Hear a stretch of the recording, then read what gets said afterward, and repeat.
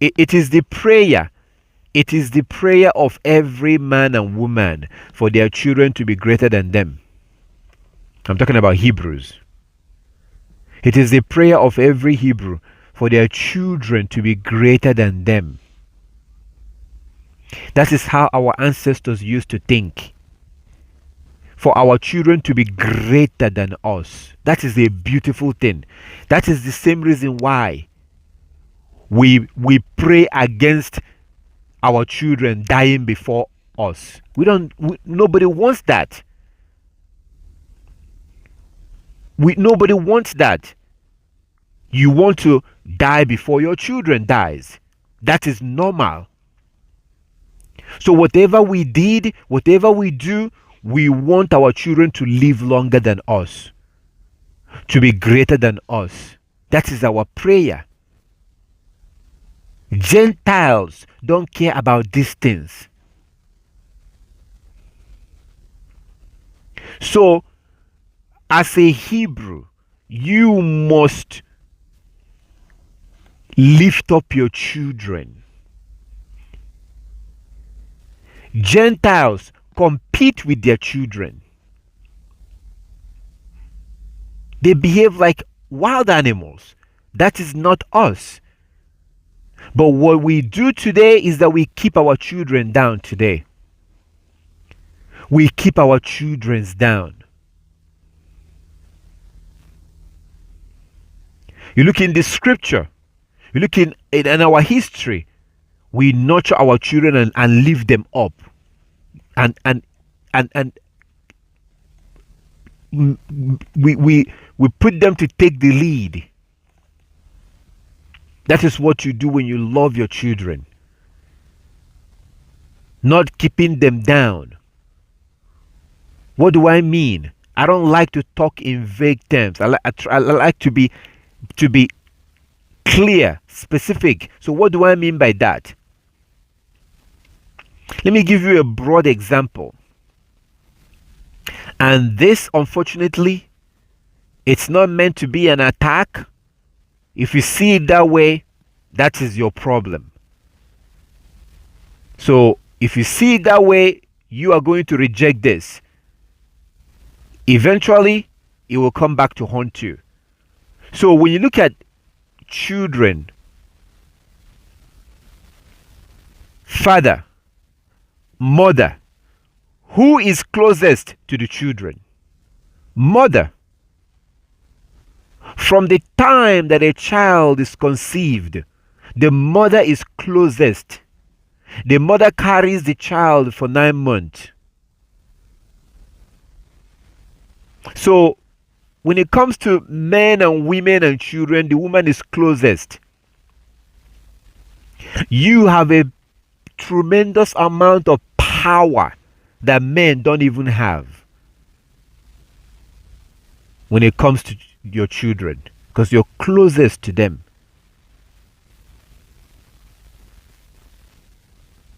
So it is the Hebrew women that lift up their children, especially their sons. I'm talking about your sons, not your daughter.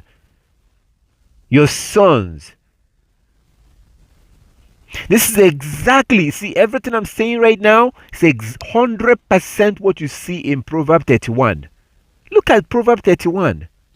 That's exact. I don't even have to say much because it's already said in Proverbs 31. You have to start doing that.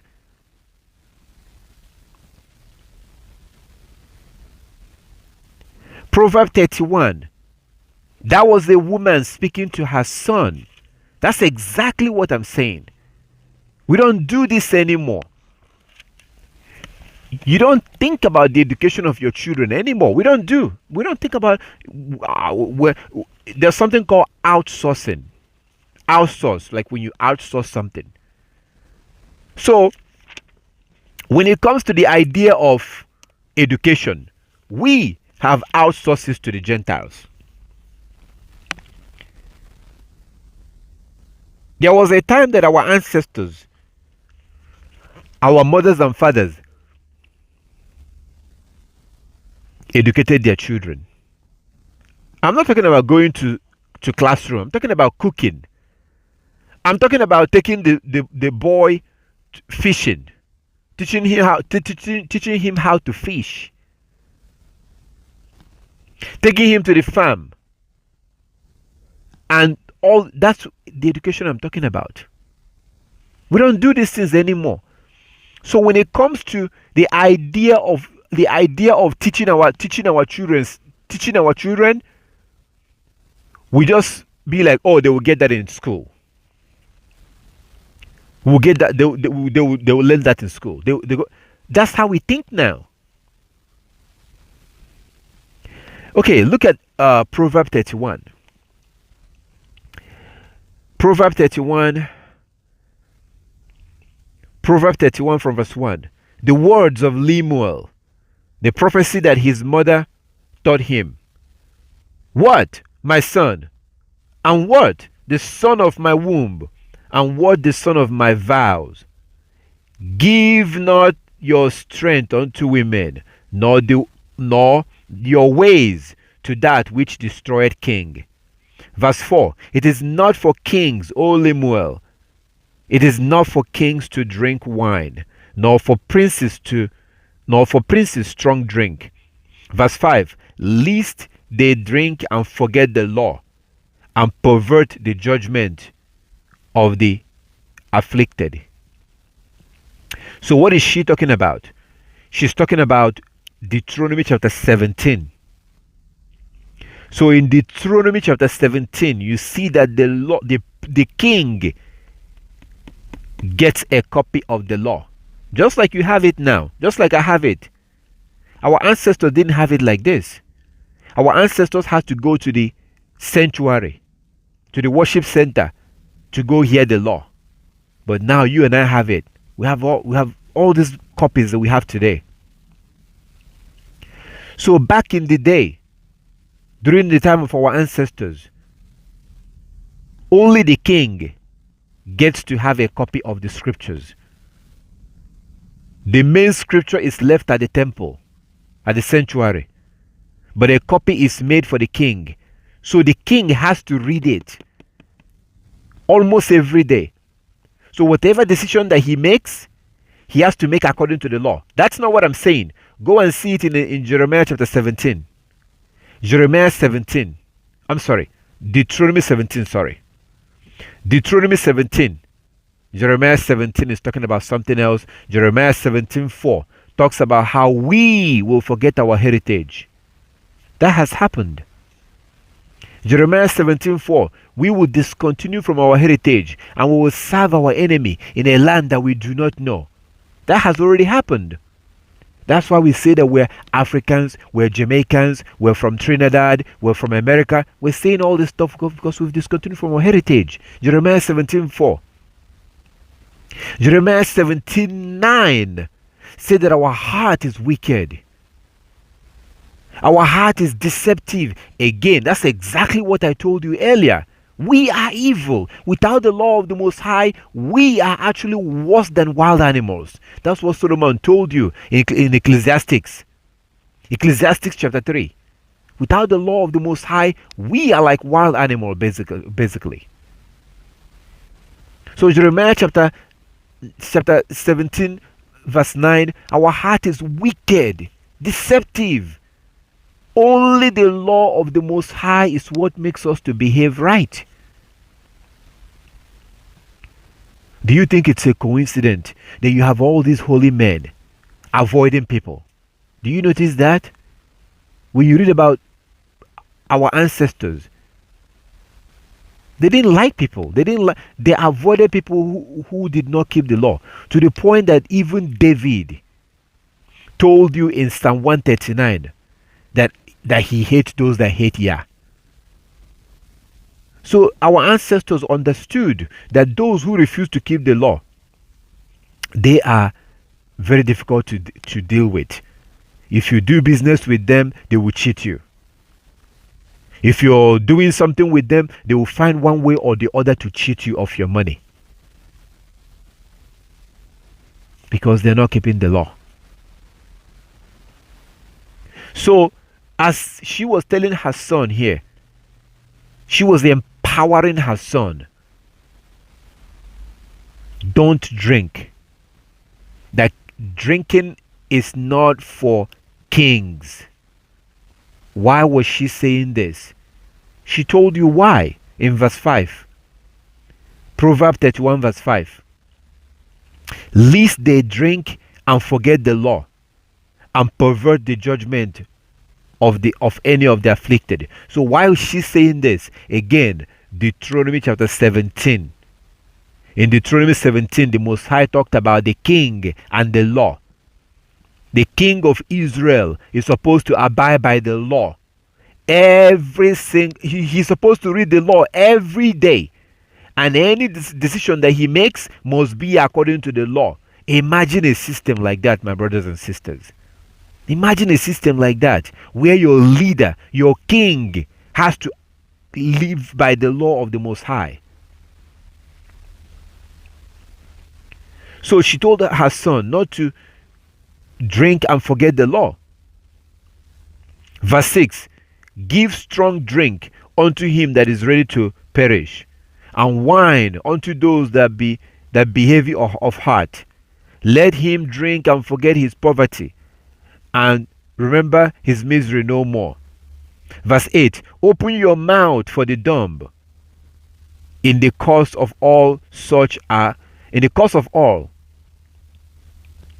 Verse 8. Open thy mouth for the dumb, in the course of all such as are appointed for destruction. Open thy mouth, judge righteously, and plead the cause of the poor and needy.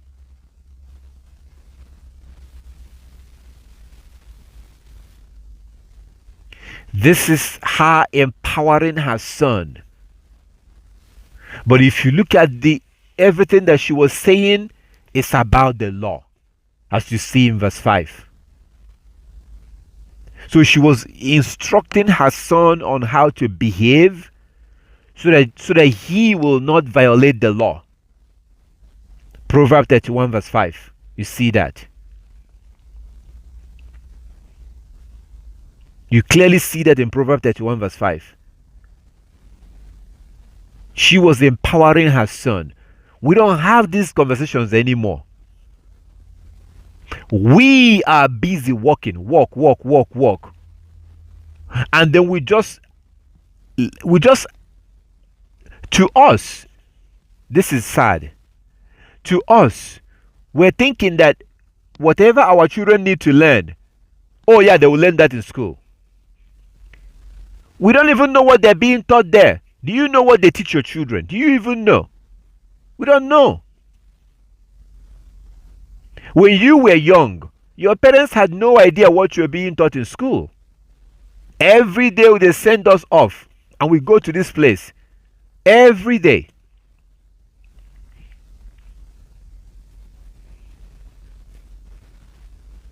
So this is education right here. This is education. So you have Titus chapter 2, where a woman is supposed to do this for her daughter. And then you have Proverbs 31, where she is doing it for her son. You have to empower your son. Then you have verse 10. Proverbs 31 verse 10. Who can find a virtuous woman? For her price is far above rubies. Verse 11. The heart of her husband doeth safely trust in her, so that he shall have no need of spoil. That verse 11 is very important.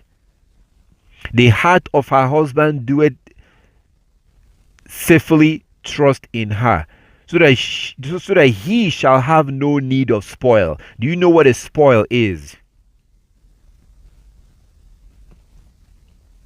If you go back to the law, the Most High told our let me give you a direct example of what a spoil is. When we go to war, we take spoils of war. When our enemies, the Europeans, invaded us in 70 AD, When the Gentiles invaded Jerusalem in 70 AD, they took our things. The stuff they took in our temple, that is spoil. They took our menorah. They took stuff from our temple. As you can see today, when you Google the book of the Arch of Titus, the Arch of Titus, which is still standing today in Europe, you see pictures of what they took in our temple. They inscribed the pictures of those things in the Arch of Titus. The Most High told our ancestors, when you go to war against your enemies, and you see a beautiful woman, you see a woman you like and you want to take her, here are the procedure. This is what you have to do. So that is part of the spoils of war. The Americans attack their enemy, they steal their oil. That is spoils of war. So in verse 11, Proverbs 31:11, it says this: the heart of her husband doeth safely trust in her, for he shall have no need for spoil.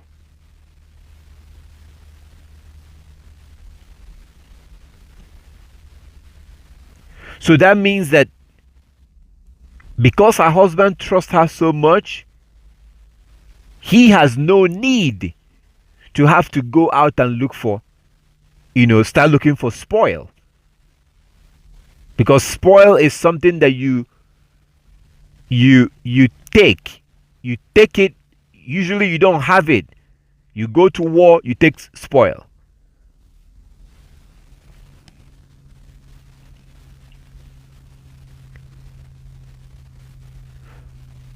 Verse 12, she will do him good and not evil all the days of her life.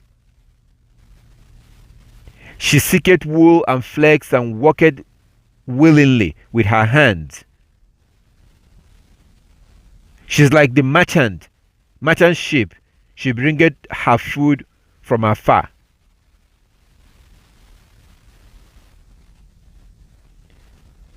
Of course, many of you have already read this chapter. But the reason why I brought you here is for you to see the importance of empowering your son. Because today we are doing the opposite. And it has a devastating effect. It has a very bad effect, and it will come back to haunt you. I got a phone call, I told you. I got a phone call from a man, a Hebrew man, that was confused. He didn't know what to do. He called me and he said, brother, I don't know what to do. I paid my mother's rent for 1 month. 1 month. He paid his mother's mortgage. His mother couldn't pay her rent for 1 month. And this brother paid that rent. And his wife was angry. His wife was bugging him and giving him all kinds of problem about this, to the point that he began to think that maybe that was wrong. He was thinking that maybe it was wrong. He was so troubled that he had to call me to say, is this okay? Did I do something wrong? Is this okay? Why did he come to this? Because the woman that he lives with was basically telling him not to ever do that again. That's basically what she was implying. Don't you ever pay for your mother again. Now, it's not that he was paying her rent for 1 year. No, 1 month. And I told him, no, you are not wrong. You did not do anything wrong. You did the right thing by paying for your mother's mortgage for 1 month. And it's not like he doesn't have money. He told me, brother, I make enough money. Money is not his problem. So this is not like his family was starving. There's no food. And he used the money they're supposed to eat to pay. No, it wasn't that there was no money. This is the world that we live in today. This man had to call me because he was not empowered when he was young.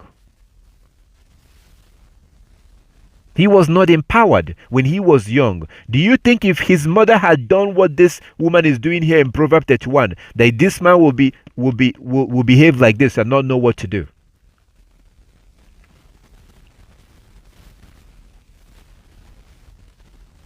So what is happening today? This is what most women are doing today, but you cannot be part of most women, because it will come back to bite you. It will come back to haunt you. And it will be years from now. You will look back and be like, wow. Now I understand what that brother was saying. So, refrain. You must refrain from punishing your son over what his father did to you. Whatever happened between you and her father, that is between you. Don't bring your son into that. Most women are so stupid that they will use their children to punish the man that gave birth to those children. Just because you have problem with him, don't bring your children involved. That is a bad idea. It never ends well. So people will often, your son will do something wrong. You will shout at him, and then you will say something about his father. Something like, do you think I'm going to put up with this with you? I've already done with your father. I've already dealt with this.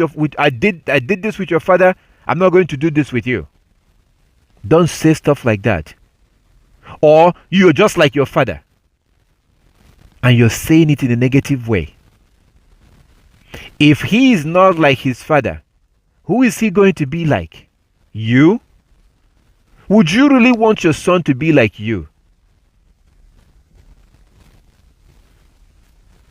Would you really want your son to be like you? Because if you really want your son to be like you, then get ready. Because very soon, it's just a matter of time, your son will come back with a man and introduce a man to you as his husband. You don't want your son to behave like you, because you're not a man.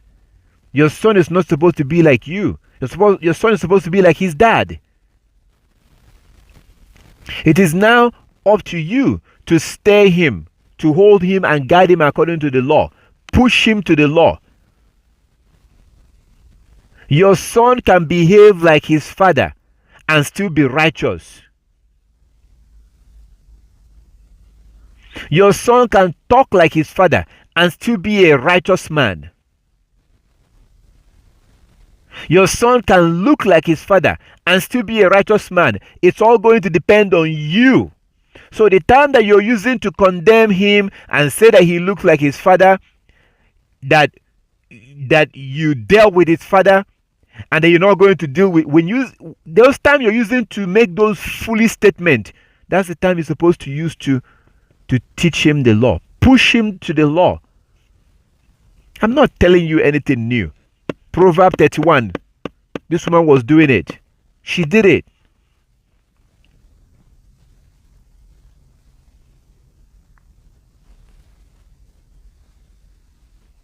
You are supposed to be telling your son the kind of a woman that will be his wife.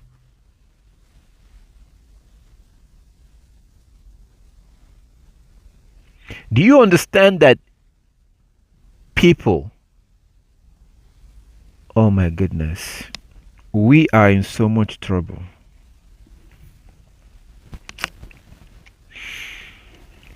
We are in so much trouble as a people. It's sad. It's sad. Very, very sad. I didn't know. I have no idea. I did not know these things. My mother did not teach me these things. My father did not teach me these things.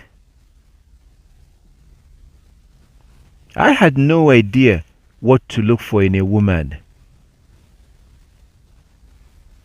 Somebody was supposed to teach me. My father was supposed to teach me. My mother was supposed to teach me.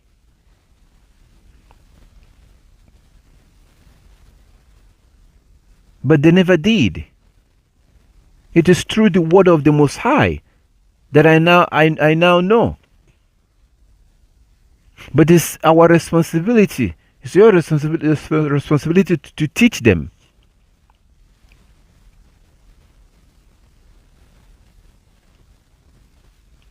Because if you don't teach your son, he wouldn't know what to look for or what to expect, because you are the one that do the looking. As I told you before, your son is not capable of finding a wife for himself.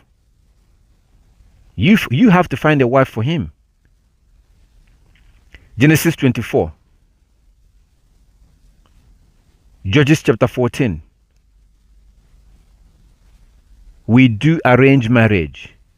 And it's you, the parents, that have to find a husband for your daughter and a wife for your son. That is your responsibility.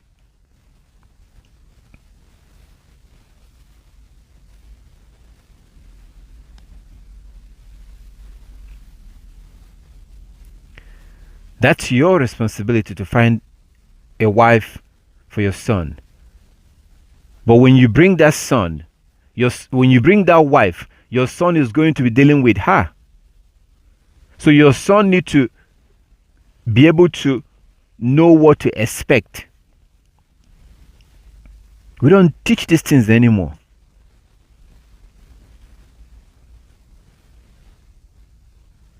We just leave it. Oh, they will go to school. They will learn that in school. They don't teach these things in school either. But they will be very fast to teach your son on how to put on condom to have sex.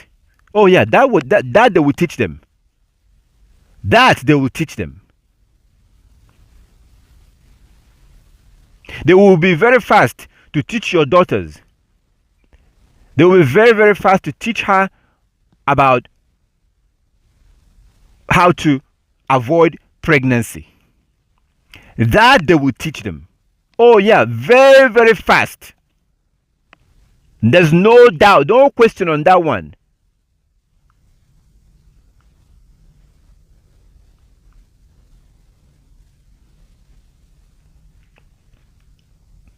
So, do not use your son or your children and bring up the past. Don't put your son or your daughter down based on what his father did or what his father is doing. Don't ask your son or say to him that he's just like his father, when you know fully well that you're doing that in a negative way. So your son will begin not to look up to his father. He doesn't want to be like his father. Now he wants to be like you. And you wonder why we have so many homosexuality amongst our people. And it's going to get worse. Because you don't have men anymore teaching these young boys. Teaching them to man up. We don't have much of that anymore. I told you in the beginning that whatever you see today, however you see the world today, just keep in mind that it's going to get worse. It's going to get worse. It's not going to get better. It's going to get worse every day until Christ returns. At the time of Noah, it was worse. It got worse and worse and worse until the Most High destroyed the world. But like as we see in Isaiah chapter 3, The Most High described all these things that will happen to us and the things that we will do to each other. And then he said to the righteous, verse 10, Isaiah 3:10, to the righteous, it shall be well with you. So while all this madness is going on, those that choose to keep the law, it shall be well with them. Do not put your son down. Don't keep your son down. I described this the other day. There's a fine line that you have to walk. There is a fine line, a very tiny line that you have to walk. And that line is this. You have to begin to teach your son on how to lead. You have to teach your son on how to lead. How to lead. You have to put your son in a position of authority. I say that it's a fine line because you are still the mother or the father. You have to learn how to put them out in front and teach them. Do this. You are supposed to do this. Do this. They might be scared. They might be nervous. But that's how you lead them. And I'm going to try to give you an example. So let's see if we can see something here in Genesis 24.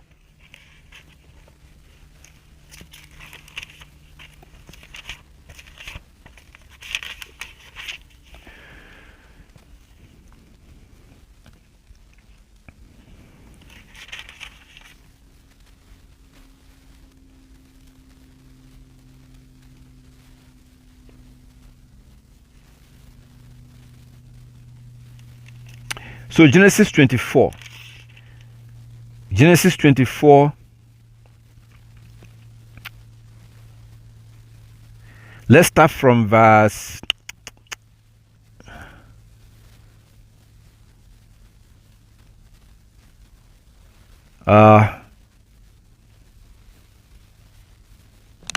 That's one of the longest chapters in the scriptures, more than 60 verses.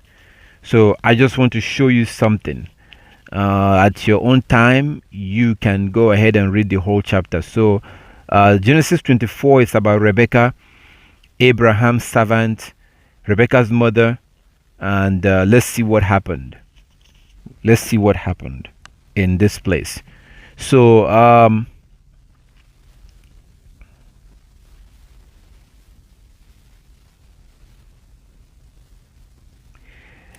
Genesis 24.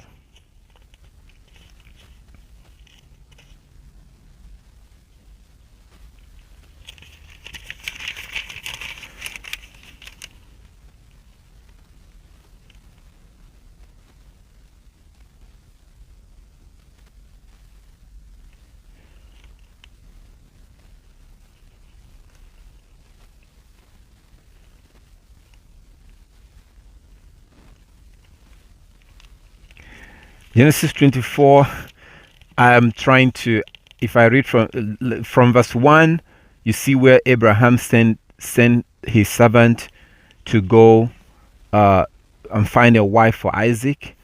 That's not what we're looking for, but that's where the story starts. What we're looking for here is, let's start from verse 28 and go down. Verse 28. Genesis chapter 24.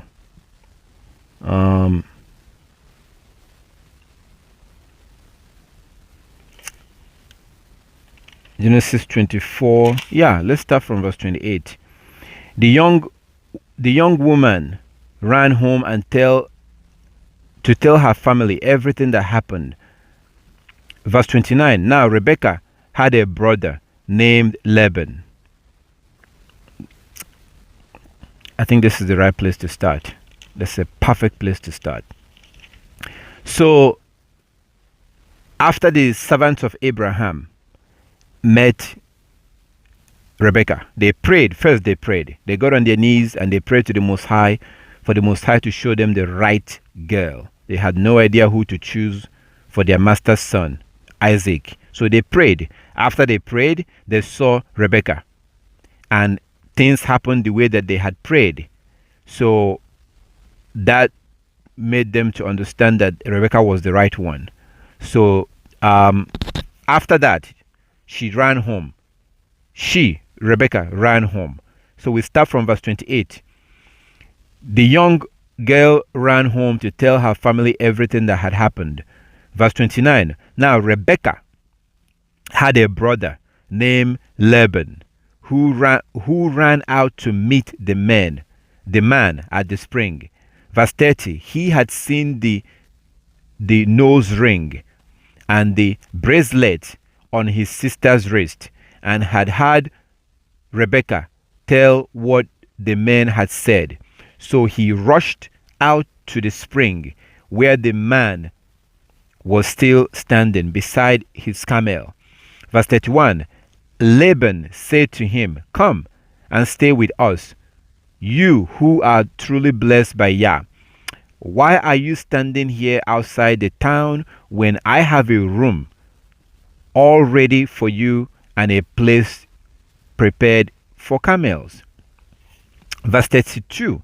So the man went home with Laban, and Laban unloaded the camels, gave him straw for their bedding, fed them, and provided water for them and the camel drivers to wash their feet. Verse 33. Then food was served, but Abraham's servant said, "I don't want to eat until I have told you why I have come." "All right," Laban said, "Tell us." Verse 34. Genesis 24:34. Genesis 24:34. "I am Abraham's servant," he explained, "and Yah had greatly blessed my master. He has become a wealthy man.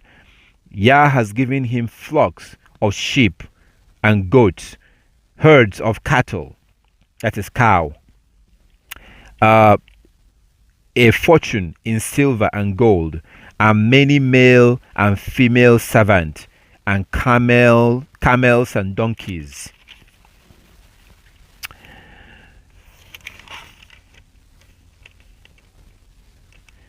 Okay, verse 36. When Sarah, my master's wife, was old, she gave birth to my master's son, and my master had given him everything he owns. Verse 37. And my master made me take an oath. He said, "Do not allow my son to marry one of these local Canaanite girls. Go instead to my father's house, to my relative, and find a wife there for my son." Verse 39. But I said to my master, "What if I can't find a young girl or young woman who is willing to go back with me?" Verse 40. He responded, "Yah, in whose presence I have lived, will send his angel with you and will make your mission successful. Yes, you must find a wife for my son from among my relatives, from my father's family." Verse 41. Then you will have fulfilled your obligation. But if you go to my relatives and they refuse to let her go with you, you will be free from my oath. Verse 42. So today, when I came to the spring, I prayed this prayer: "O Yah Elohim of my master Abraham, please give me success on this mission." Verse 43. See, I am standing here beside the spring. This is my request. When a young girl or young woman comes to draw water, I will say to her, "Please give me a little drink of water from your jug."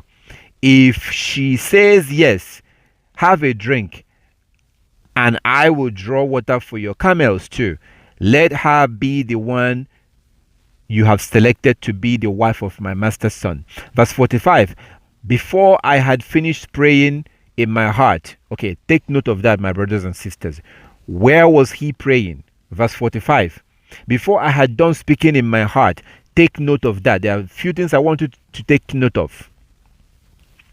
First, very important point.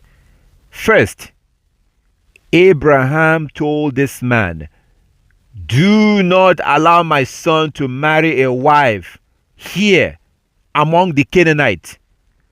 Go back to my people. Go back to my people and find a wife for my son. The servant says, what if they don't allow?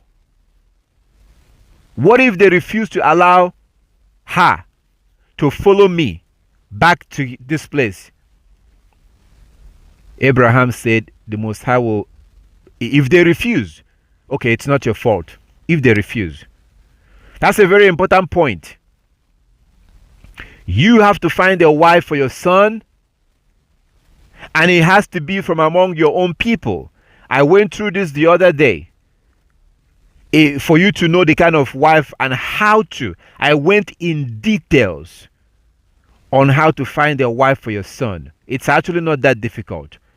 I gave you the secret, the way to do it in this day that we're living in today. And to find a wife that will basically serve you. Because that wife coming into your family is coming to serve. You don't want a girl that will come into your family and come there to fight you. And come there for your son to become her husband. If you grew up in Africa, you will remember that when a girl gets married, and I'm going to say this, but I will also like everybody, if you don't know anything about Africa, please, I would like you to ask anyone that grew up in Africa, especially among the Igbos. I would love for you to do this. Ask them about this. Ask them, is it true? Is it true that in your culture,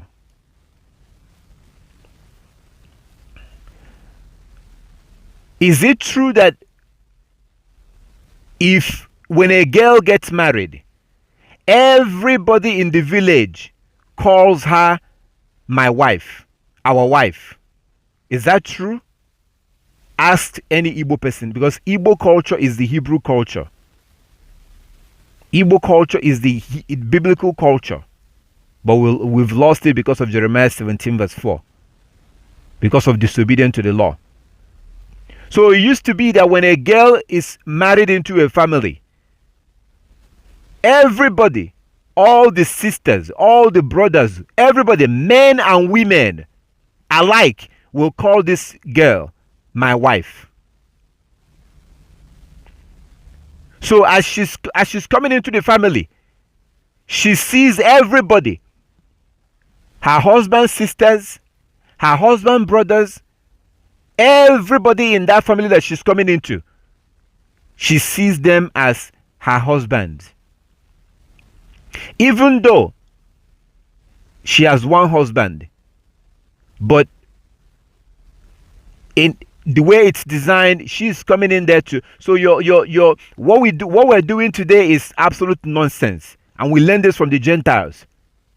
The idea that you get married, you move on with your wife, you go start your own life and move on, and that we don't do that nonsense.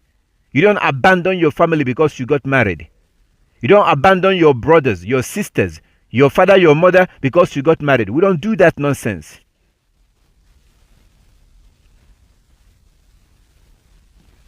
The girl coming into the family is joining the family. She's not coming in to take you away from your family, which is exactly what happens today.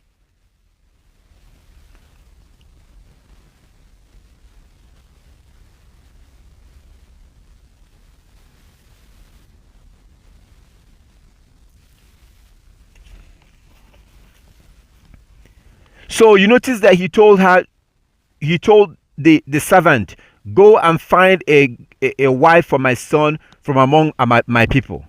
Very important to keep that in mind. Again, I went into this. I'm not going to go into it again on how to do this. It's not that difficult.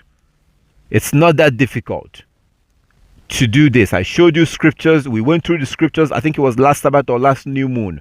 I think that thing is going to be on video or on audio. If it's uploaded on the internet, you can watch it. So you can see how to do it. It's not that difficult. And that information is only for law keepers. Because that's not information I'm going to give to somebody who doesn't keep the law. Because it has some benefits and it's easy to do. How to find a wife for your son. And as she's coming in to serve you. So she's coming in to, when you find a wife for your son,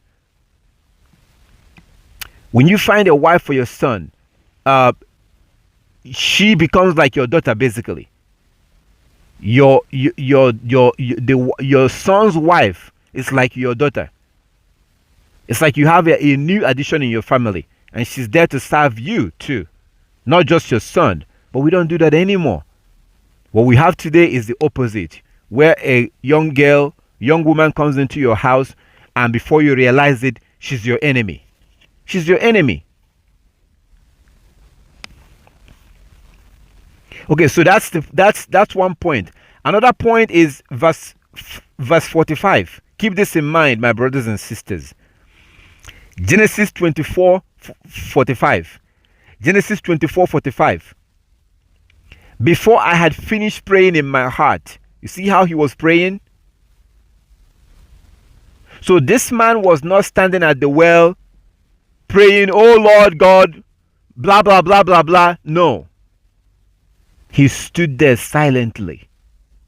So if you were standing next to him, you would not know that he was praying. Do you remember where you saw this? Where you saw the same thing? Hannah. 1 Samuel chapter 1. She prayed in her heart. That was the reason why Eli thought she was drunk. Eli the priest thought Hannah was drunk because she was praying in her heart. Her lips was moving, but he couldn't hear her. Do you think it's a coincidence that in Genesis chapter 24, verse 45, you now see that this servant of Abraham was praying in his heart? That's not what I'm saying. That's what he said. Genesis chapter 24:45. He prayed this prayer in his heart. That's exactly what our Savior told us in Matthew chapter 6. Matthew chapter 6. He said that nobody is supposed to hear you when you pray. Now, if we gather together, yes, we can pray openly. If you are by yourself, there is absolutely no reason why anybody should hear you pray. Because you're communicating with your Heavenly Father. Why should I hear you? That is your personal business. You're dealing with your Father. When it comes to you praying to your Heavenly Father, I am a stranger.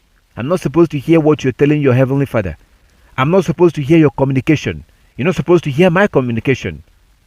It's between you and your Heavenly Father. So he said in verse 45, before I had, he was telling the story of what happened. And he was telling this story to Laban, Rebecca's brother. That's who he was telling this story to. He said in verse 45, before I had finished praying in my heart, I saw Rebecca coming out with her water jug on her shoulder. She went down to the spring and drew water. So I said to her, please give me a drink. She quickly lowered her jug from her shoulder and said, yes, have a drink, and I will water your camels too. So I drank, and then she watered the camels. Verse 47, then I asked, whose daughter are you? She replied, I am the daughter of Bethuel, and my grandparents are Neho and Milcah. So I put the ring on her nose and the bracelet on her wrist. Verse 48. Verse 48. Then I bowed low and worshipped Yah. Then I bowed low and worshipped Yah. King James, in King James, and I bowed down my head and worshipped Yah. And I bowed down my head and worshipped Yah. That's the same thing you see the Muslims do. You see similarity with what he did here with what King Solomon did in 2 Chronicles chapter 6. 2 Chronicles chapter 6. 2 Chronicles chapter 6. Solomon, with all his power, his money, his might, when Solomon prayed, he got down on his knees and he spread out his hand. Same thing with Daniel chapter 6. Daniel chapter 6. Same thing with Matthew 26. Yeshua HaMashiach, our Savior, in Matthew chapter 26. He got down on his knees. He bowed down while he was praying. We don't do that anymore. We pray like the Gentiles. We sit down while we pray. That is abomination. It shows lack of respect, lack of fear to the Most High. If Solomon, all his power, all his wealth, could bow down to pray, to get on his knees to pray, who am I? Who are you?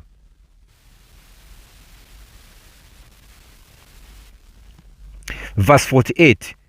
Then I bowed low, I bowed down and worshipped Yah. I praised Yah, the Elohim of my master Abraham, because he had led me straight to my master's knees to be his son's wife. Verse 49. So tell me, verse 49, will you or won't you show unfailing love and faithfulness to my master? Please tell me yes or no, and then I will know what next to do. Verse 50. Then Laban and Bethuel replied, Yah has obviously brought you here, so there is nothing we can say. Verse 51. Here is Rebekah. Take her and go. Yes, let her be the wife of your master's son, as Yah has directed. Let me read that again. Verse 49. And now, if ye will deal kindly and truly with my master, tell me, and if not, tell me, that I may turn to the right or to the left. Verse 50. Then Laban and Bethuel answered and said, The thing proceeded from Yah. We cannot speak unto thee bad or good. Verse 51. Behold, Rebekah is before thee. Take her and go, and let her be your master's wife, as Yah has spoken.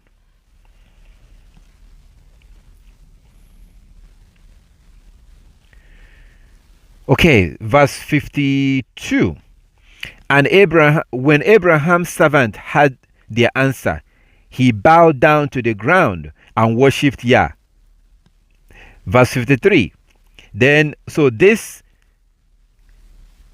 is, as soon as he asked them, he told them the story. Okay, this is what happened. This is who I am. My master sent me to go find a wife. I prayed. This is what happened. And what do you think? Are you going to let me? I think that the Most High wants your daughter to be my master's wife. Based on all this story I told you, what do you guys think? What do you think?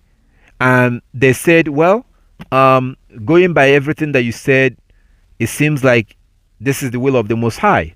So here is Rebekah. Take her.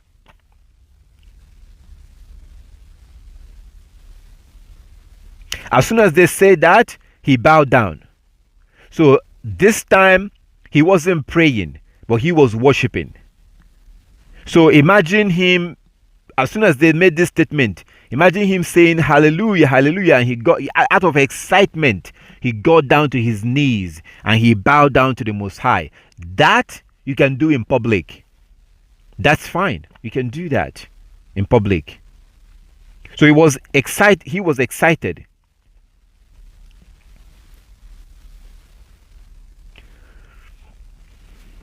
Verse 53. Then he brought out silver and gold jewelry and clothing and presented them to Rebekah. He also gave expensive present to her brother and her mother. Verse 54. Then they ate their meal, and the servant and the men went in, stayed there overnight. But early the next morning, Abraham's servant said, "Send me back to my master." So, if you notice, it talked about they brought out silver and gold. I don't think I included that on what well, that's going to be a different study. It's going to be a different information.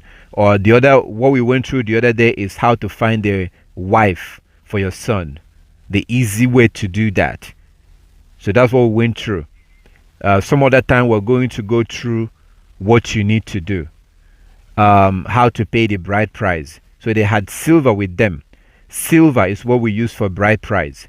50 shekels of silver. So I have some silver. I don't know. It's not really possible to give it to you, but if we are physically with each other, I wouldn't mind borrowing you the silver, and you can use it to pay bride price for those that want to do that.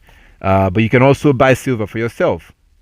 You can go around jewelry store where they sell jewelries like gold and stuff like that. And you can buy 50 shekels of silver. You can also do that online. For those that want to buy it online, I can send you a link where I bought mine. You have to be careful. If you're going to pay a lot of money to buy silver, be careful the website you're going to go to so you don't get scammed. I think I bought mine from silver.com or something like that, but I do have the I can give you the information for those that want to buy online, and they will send it to you. That's what we use for paying the bride price, 50 shekels of silver. 50 shekels of silver is around $300 and something. Comes out to about $300 and something. So they brought us silver basically to pay her bride price, because we do pay bride price. Okay, the Gentiles don't do that, but we pay bride price. You have to pay bride price. So they brought that out, plus other stuff that they have. Bride price you have to pay. You don't necessarily have to give gifts. So there's no law that says that you must give gifts. Bride price, there's a law. Deuteronomy chapter 22, 28, 29. Deuteronomy 22, 28, 29. Exodus 22, 16, 17. Exodus 22, 16, 17. We pay bride price, as you can see in Genesis 24. Genesis 20, chapter 28, 29. Genesis 28, 29. Jacob, who will later come from Rebekah, Jacob paid a bride price for his wife. He paid bride price. So we do that. It's very important to do that if you're doing biblical marriage. You have to pay bride price. Okay, so for those that do have questions relating to that, you're more than welcome to ask questions relating to that. I know that there's going to be questions. What do you do if you don't find silver? What can you do? That we can deal with that question later. So he brought all these gifts out and give them. Bride price you have to pay. Gift, it is not a must, because you may have or you may not have. So there's no law that says that you cannot get married because you don't have money for gifts. Today, in my culture, my people are so evil. My people are so wicked that in some areas, they make it so difficult for you to get married. by you have to literally buy gifts. You have to buy all kinds of gifts, clothes for the for the women in the community. You have to buy food, lots and lots of food, lots and lots of clothes, and they make it difficult to marry these women. There's a particular people among my people that do this, that make it. They have come up with all these man-made laws to make it difficult. So oftentimes, girls from those villages will go on to get married, and their bride price are not paid because their husband cannot afford it. That's how evil my people are today. Evil. So we've gone from simple bride price to now requiring a man that you must buy clothes for every woman in the village. How's that possible? They will give you a list of what you have to bring. That's what my people are doing. As we see here in Genesis 24, he was never asked to do this. He knew that he has to pay a bride price that the Most High gave us as a law. But the gift part is up to you. I think I dealt with this in the past on how to do biblical wedding. That video might be on YouTube or something. How to do biblical wedding. You don't need much. You don't need much. You don't have to buy gift. It is not a must. All you do is just pay bride price. That's all you do. You don't even have to do wedding. You don't even have to do wedding. As you can see in Genesis 24, there was no wedding. The only ceremony you see here is what just happened in this place. He gave them gift, they ate food, and the next day they left. That's the only thing that happened here. You don't have to do church wedding. And actually, you should not do church wedding. We don't do church weddings. You will never see anybody in the scripture that did wedding at the church or at the temple. The house of Yah is not a place of wedding. This is one of the lies of these devils. That is one of their ways of legitimizing your fake marriage. Because you're not even married in the first place. The person you're calling your wife is not even your wife in the sight of the Most High. The person you're calling your husband is not even your husband. So these devils try to make you think that what you're doing is godly by making it happen in the church. Have you ever come across anybody in the scripture that did wedding in the house of Yah? House of Yah is not a place for wedding.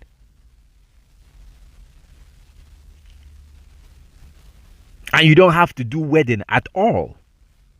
All you have to do is pay bride price. Make sure that whoever you're marrying is a virgin. That's all.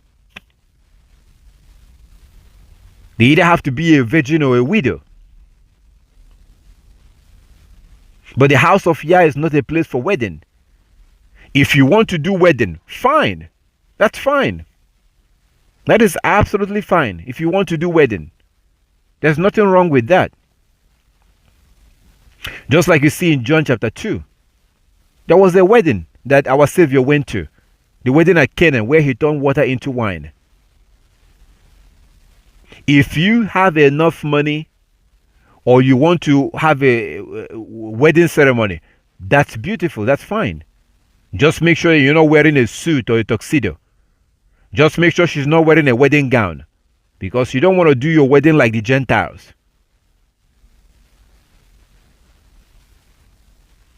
Just make sure it's not in the church.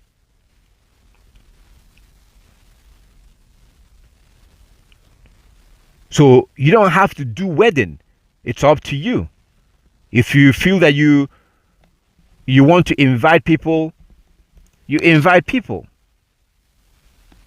This is very crucial for those that want to find a wife for their sons. You don't even nobody needs to know.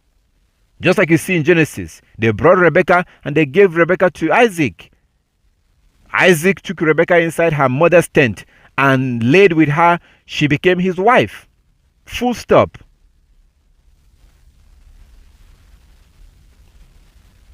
There was no lavish wedding.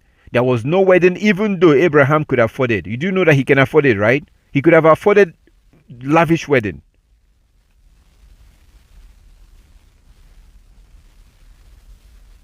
So the Most High made marriage very simple so that anybody can afford it. You don't have to have money to get married. Jacob had nothing, but he served for 7 years to pay her bride price.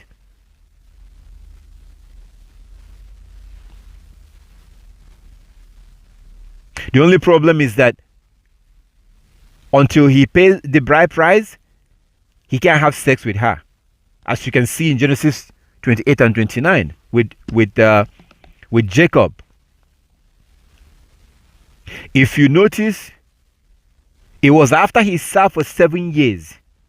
If you remember, after Jacob served for 7 years, what happened?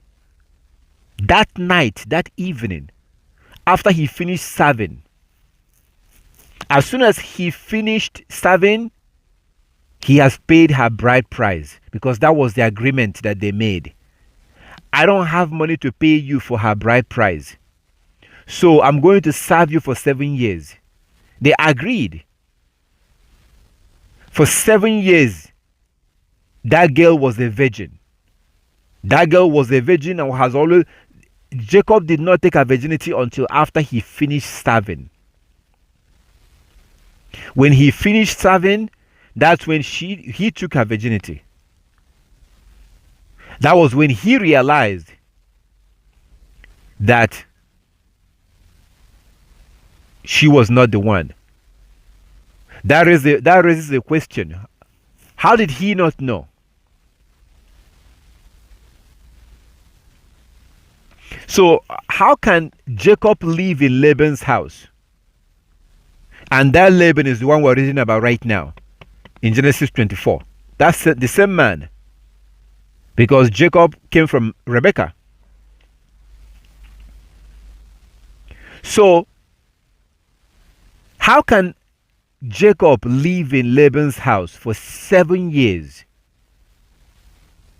seeing this girl every day, and then on the night of the wedding, he gets into the room, lays with her, and not even realize that she was not the right person? How is that possible? That makes no sense. How can you live in the same house with somebody for 7 years, and after 7 years you are in the same room with that person and you have no idea that she was like the person you're thinking was like? So she lived with him in the same house for 7 years, but on the wedding night, after he served, they went inside the room to take her virginity. He took her virginity, and then after realized that he actually took the virginity of the younger daughter. How did that happen? Because they wore veils. They wore veils. So when you see the Muslim women that you see today, you have to understand that that's its Hebrew culture.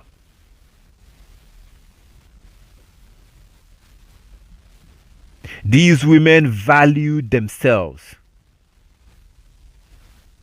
They saw themselves, they respected themselves, and they valued themselves. Because when you value something, you protect it, you cover it up. If you open it up, you begin to attract attention. And most of the time, you're going to attract attentions of those that want to steal that thing from you.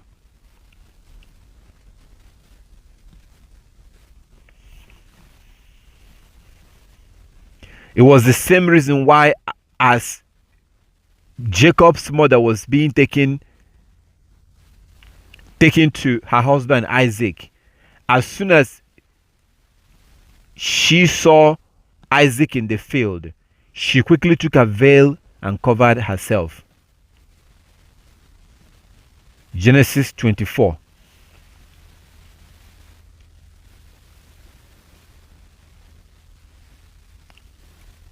Genesis 24, 65.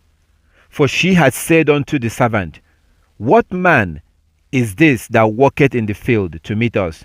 And the servant had said, It is my master. Therefore she took a veil and covered herself.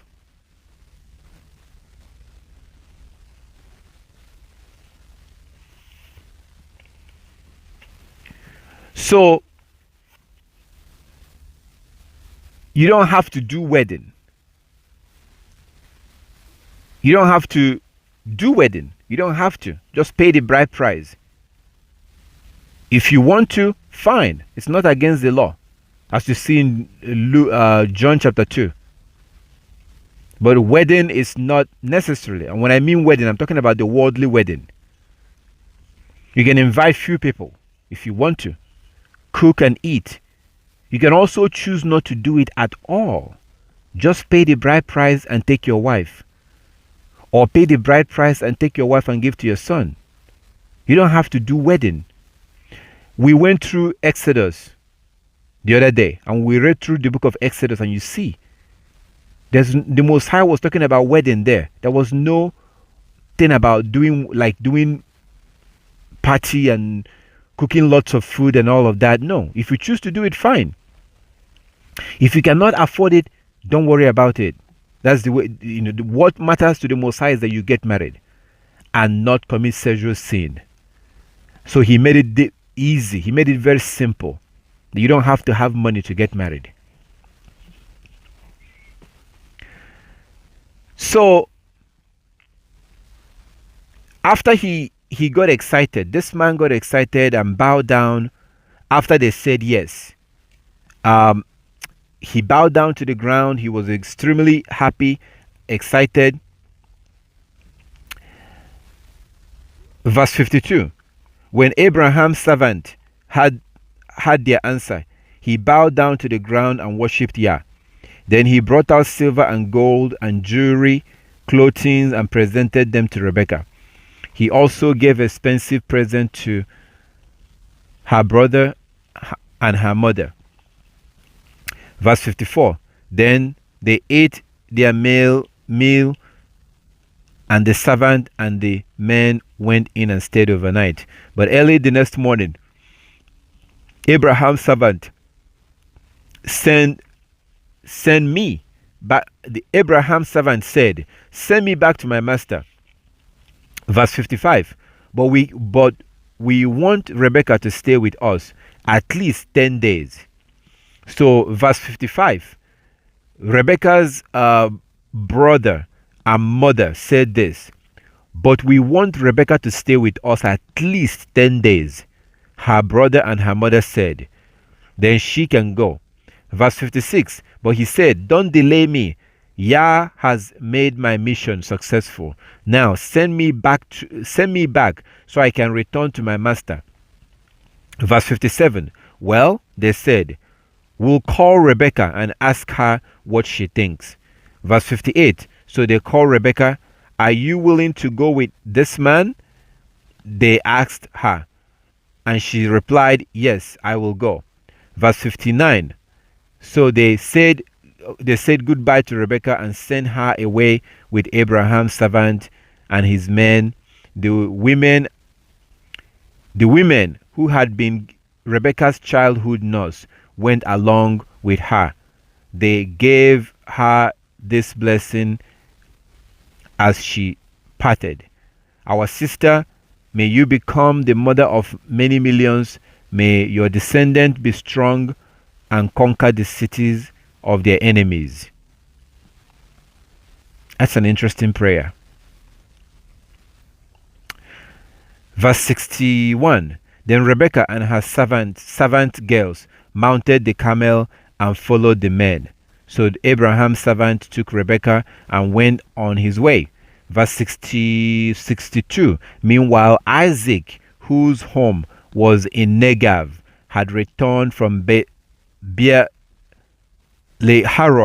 Verse 63. One evening, he was walking and meditating in the field. He looked up and saw the camels coming.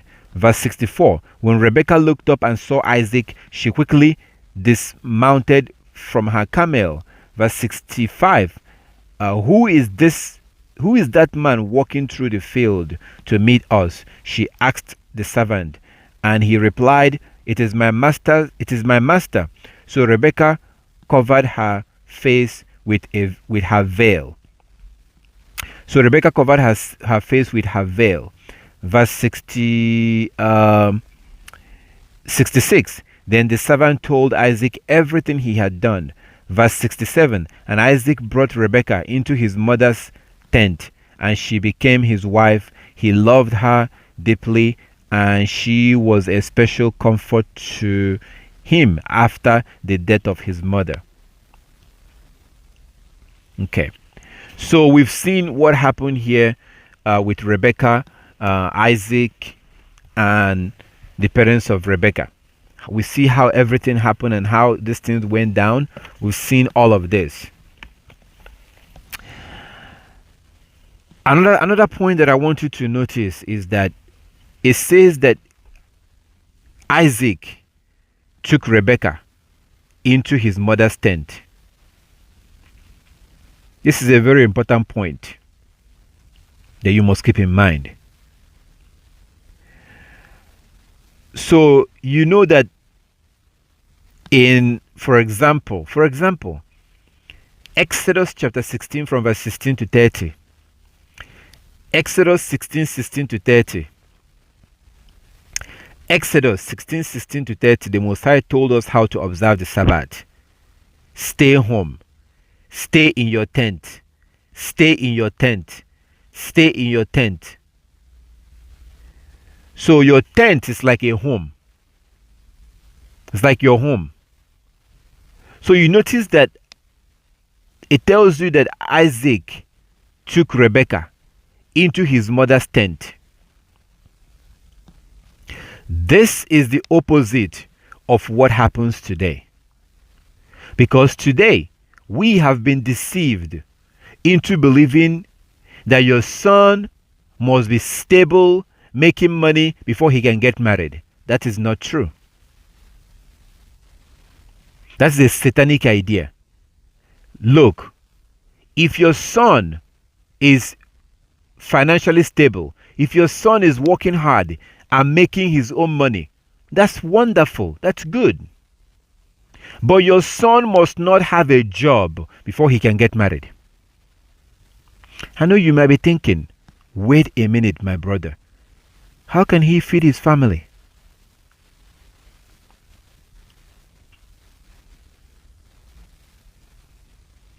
You have to understand who we are. We are Hebrews. We're not Gentiles.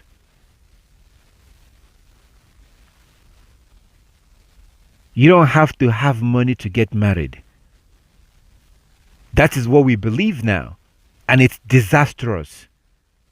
That's why we send our children to school, so they can go get a certificate and get a job, and before they can get married. What happens along the way? Do you think that these boys are waiting? No, they're not. They're having sex with these girls in school.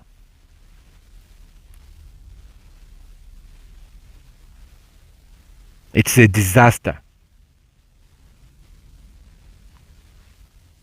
We're destroying our own salvation. The Bible tells you that Isaac took Rebekah into his mother's tent. In other words, into his mother's house. Into his mother's house. The point is that you are supposed to help your children get married. You are supposed to lift them up. You don't just throw them out when they turn 18 years old to go fend for themselves. When you do that, you're following the Gentiles. And when you get older, your children will toss you out. They will send you to a convalescent home. They will send you to elderly people's home, and you go live there and you will die before your time. What you sow, is what you will reap.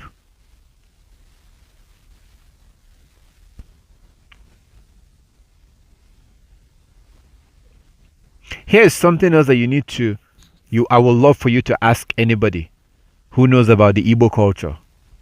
Ask them, is it true that sometimes a family will get a wife for their prodigal son? Is it true that in your village, when a boy is acting out, when a boy is irresponsible, the family will marry a wife for him, and that will calm him down? Is that true? That is true.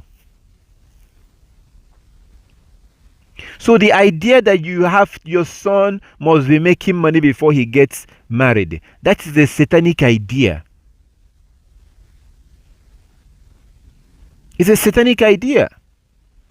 I told you about a phone call I got.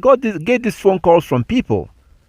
I get these phone calls from different places, different countries, and there's some of them I do forget phone, but there are some that I don't forget.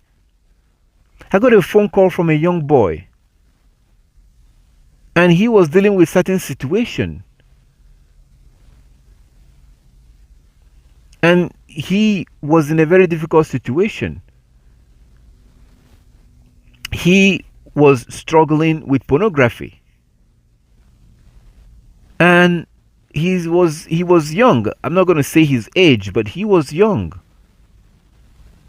So it's at his age, his mother or his family will never allow him to get married. So here you have a young Hebrew boy desiring sex. There's nothing wrong with that. Come on. There's nothing wrong with that. I don't care if he's 10 years old. There's nothing wrong with that. Do you understand that there are some of our kings that was young? We have young boys who became the king of Israel. Even till this very day. Again, ask any Igbo person. Is it true that there are young boys who are kings in your village or in your town? Yeah. So we are really, really doing ourselves harm spiritually when we follow these Gentiles. Because then when you are supposed to easily, do what you're supposed to do, find a wife for your son or whatever, you don't do that. Because you say that he's too young. We say that they are young. That's what we say. And then we say that, so if I tell you that your son, who is 12 years old, you should be looking for a wife for him, you will say that I'm crazy. You might laugh. But in your mind, you're thinking that I'm crazy. So there will come a time that these children will begin to turn into men. They begin to have certain needs. What I'm presenting to you here is what your God wants. The Most High don't have any problem with sex. You know that. There's nothing wrong with sex. The problem is when it's done the wrong way. We have been distracted to be doing it the wrong way. Our priority has changed. There was a time that parents used to help their children, help their son to stand on their feet. We don't do that anymore.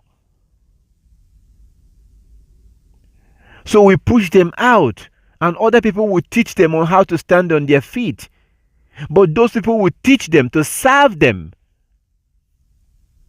So when it's time for your son to take care of you, he won't, because he's busy serving other people.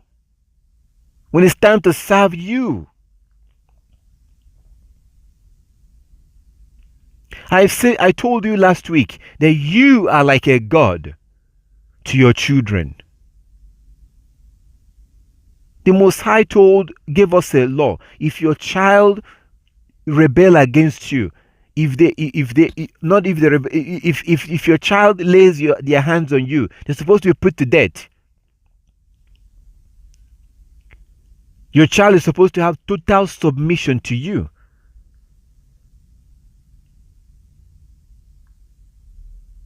So when you get pregnant and you carry them in your stomach and you nurture them and you take care of them and you provide for them, if you're a man, you are serving them. When they get a certain age, they have to serve you. You're not supposed to get old and be miserable and be lacking. Your children should be fighting. In the normal circumstances, your children are supposed to be fighting to take care of you. Example, Rebecca, the same Rebecca that we just read about, and Jacob. When this Rebecca had children, he had Esau and Jacob. When Esau was trying to kill Jacob, Rebecca told her son Jacob to run away and run back to Laban. Run away, go away, run away, because your brother will kill you. I think he might kill you. Jacob refused to run away. What was his reason? Jacob asked the question, if I run away to escape away from my brother, who will take care of my father? His father was Isaac, because Isaac was old. Even though Esau had 2 wives, plus Rebecca, plus Esau himself, that's 4 people in that house. And yet, Jacob still sees it as his responsibility to take care of his father. We were not supposed to suffer. We were not supposed to suffer. Our sufferings today, our pains and suffering today, is because we have abandoned this book. This book protects us. This book is supposed to protect us. This is what the Most High did here. This book is supposed to protect you, provide for you and protect you, everything you need. So you have to dismiss that idea that your son he's not ready because he doesn't make money or he doesn't have his own house. Are you kidding me? Says who? Says the Gentiles?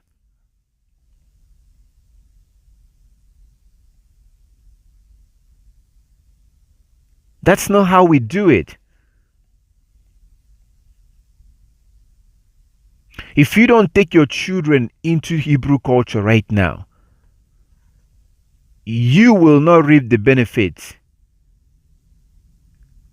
that comes as a result of that in the future. That thing that they say, we are family, it's so true in the Hebrew culture. We are family.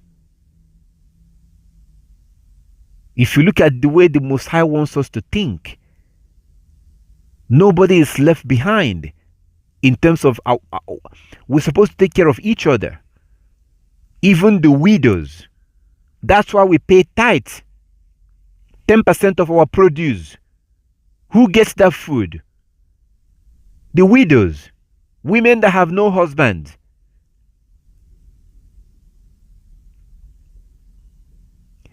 Children that have no mothers and fathers.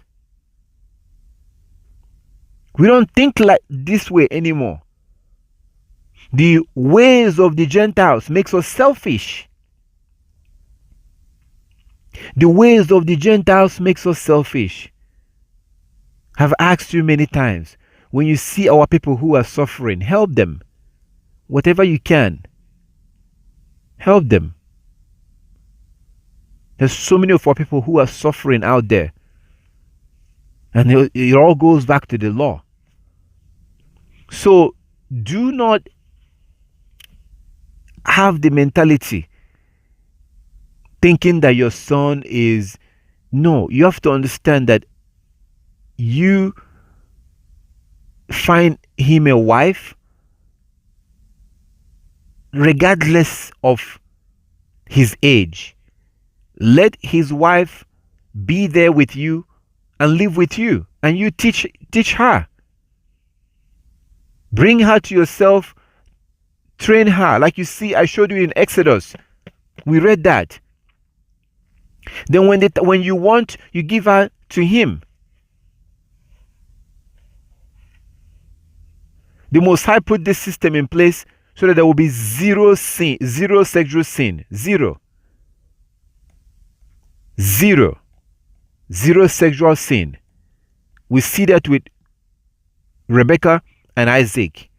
So that's something that I wanted to point out. How he took his wife to his mother's tent. Today, people will laugh at him. People will laugh at him. They will laugh at him that he is poor, that he is a loser.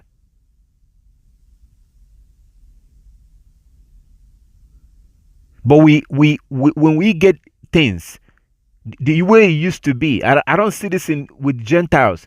Really, the way it used to be is that whatever we do, whatever we get, whatever we acquire, we give to our children. Everything we give to our children. So we don't, in our culture, we don't push our children to, we don't push them away. We don't demand that they must be making money before they get married. We don't do that stuff. Rather, we help them. This is very important. Very, very important. The Most High has zero tolerance for sexual sin. Notice that they gave maid to Rebecca, her childhood maid. Why? Because she was 10 years old. As you can see in Joshua 24, verse 39 and 40. If you Google the book of Joshua, go to Google and type it in Joshua 24, 39 and 40. Isaac was way older.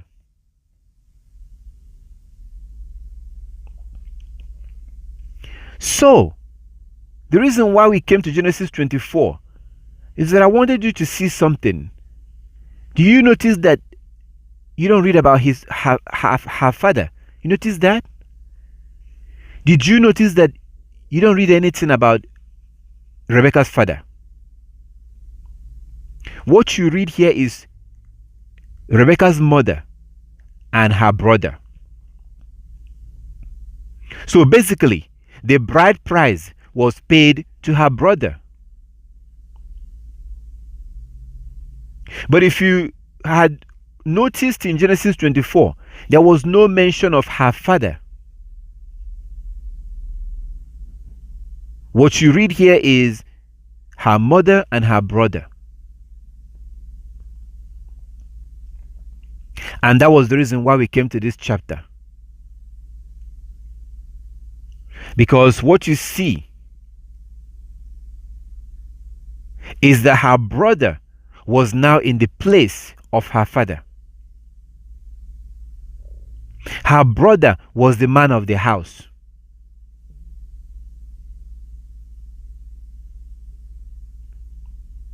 Her brother was the man of the house. If you come with the bride price, if Abraham's servant took the bride price out, and they took out the money, the silver, and they say, here's the 50 shekels of silver. Her mother will not touch it. Rebecca's mother will say, give it to my son. It will be disrespectful. She will be disrespecting her son if she touches that that money. Rebecca's mother will be disrespecting her son if she touches that money. Give it to my son, because her son is now the man of the house, even though it is her son. Now, if her son was not around, Rebecca will now go out and look for someone else in the community to come. She cannot give Rebecca away by herself. She cannot give Rebecca, even though it is her daughter, but she cannot give her away by herself. She has to go and get some other man among the village or the community to come. But because her son was there, her son took that place.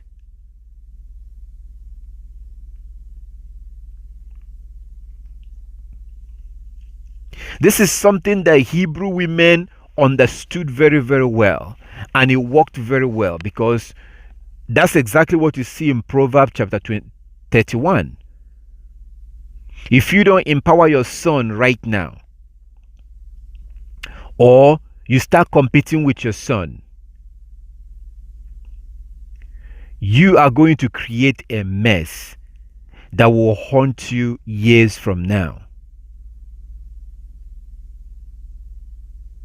So that's what I was talking about earlier when I said that I don't want to be vague. I want to explain to you how to empower your son, how to push your son to lead.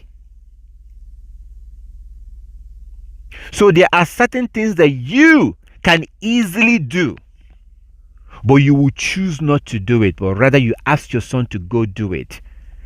There are certain things. So you will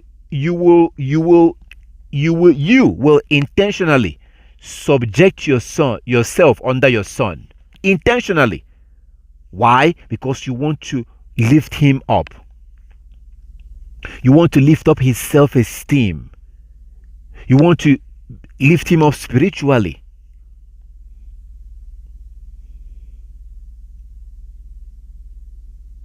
And you have to make certain statement. You have to let him know that he is the man of the house. So he begins to understand his responsibility. This is all part of education.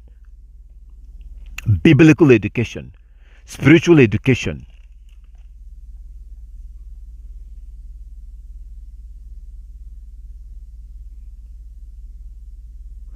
Say you have children.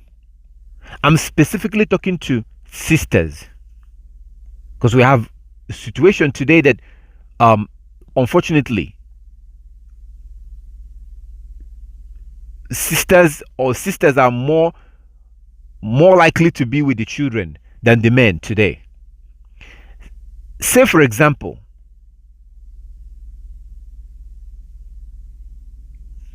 you have your children. You can never, what you need to start doing is to let your son lead the prayer. It's not that you cannot pray. She's your son, or he's your son. But you will intentionally ask him to lead the prayer. He probably doesn't know how to pray. Well, he will learn.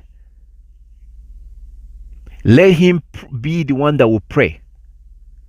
So when it's time to pray, everybody gets on their knees. Let him pray. This is how you push them to lead. This is how you build up their spiritual self-esteem. That's what that woman was doing in Proverbs 31. And you are the one that will benefit from this later on in the future. So prayer is a very good example. If you have children and you have a son among your children, if you have only girls, you can pray. You don't have to worry about this. But if you have a son, it doesn't matter how old as long as he's old enough. I'm not gonna tell you to make a 1 year old to pray. No, that's not what I'm saying. I'm talking about from 6, 7 years old. If he can talk, if he can understand, let him be the leader that will be doing the praying. Again, you are willingly giving him that power. You're willingly setting him up to lead. This doesn't happen anymore. Do you understand that this doesn't happen in our community anymore? Young boys are pushed down. They don't understand how to lead. So let him do the praying. You have to do this, and you have to do it willingly. That's how you do it. If you have a situation where there are certain things that you will call him and ask him, what does he think? There are certain positions that you put him in, and praying is one of them. And praying is actually very necessary, because your prayer will most likely to be answered if your son is one that did the praying, because the Most High is most likely to hear your son than to hear you. I know you may not understand what I just said right now. You are better represented to the Most High if a man is doing the representing than you. And we have examples for this. One of them being Hannah asking for a child, and Eli praying for her. The women in Genesis chapter 20 being barren, and the Most High asking the king to go and ask Abraham to pray for them. John chapter 19, Yeshua HaMashiach, our beloved Savior, asking his mother to go and stay with that disciple. So if you actually want your prayer to be answered, you better put your son in front of there to be doing the praying. I'm talking to the sisters. You better make sure that your son is doing the praying. Because like that woman was asking for salvation in John chapter 4, Yeshua said, go call your husband. Your son will do too. So you are better represented. Like as I said before, when I make certain statements, some of you might not understand what I'm talking about. So these are things that you have to start doing right now. Never, no matter how angry you are, no matter how you've been hurt, no matter how you've been disappointed, no matter the evil that his father did to you, never, ever, ever drag your son into that. Your son is not the one that hurt you. Your son is not the one that did those things to you. You will be shooting yourself in the foot. You will be harming yourself if you ever start comparing your son in a negative way to his father.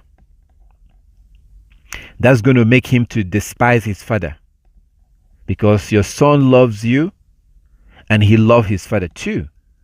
But if he keeps hearing over and over and over again how his father is this, his father is that, his father is this, his father is that, his father is... Your son loves you. He's going to begin to despise this man that did all this to him. And while at the same time, you're telling him not to be like his father, not to be like his father, not to be like his father, not to be like his father, not to be like his father. Well, you are the only one next to him. So at some point, he will begin to be like you. But you are a woman. So you're creating a gay man in your own house. You're building a homosexual in your own house, because you don't want your son to behave like you.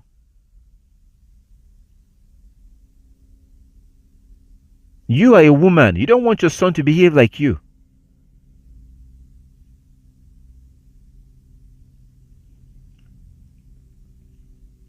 This is very, very important. And this will have a huge, this will have a big consequences, like huge effect on you in the future for those that have young children or grandchildren. You cannot do what everyone else is doing.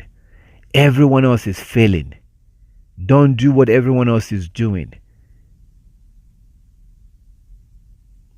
If you are not going to talk about his father in a positive way, don't talk about him at all in his presence. Forget about what happened in the past and focus on molding him and building him to be a righteous man. That is your job. Let him lead. Let him lead. Start with something as simple as praying. Let him know that it is his responsibility to take care of the spiritual matters in the house, starting with prayer. Let him lead.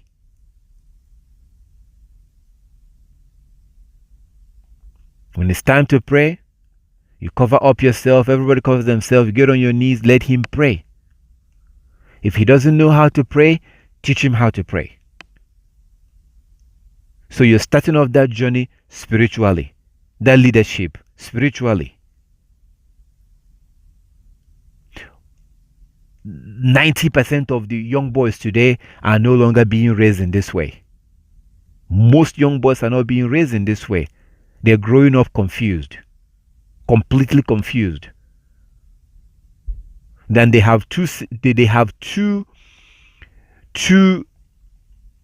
personality. They're extremely feminized. You have to teach your son not to tolerate a woman that will not submit to him. Why is this supposed to be a controversy?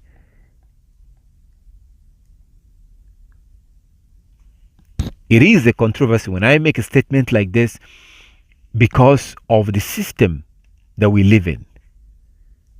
If the Bible keeps talking about submission, shouldn't you be telling your son not to allow a woman that will not submit to him?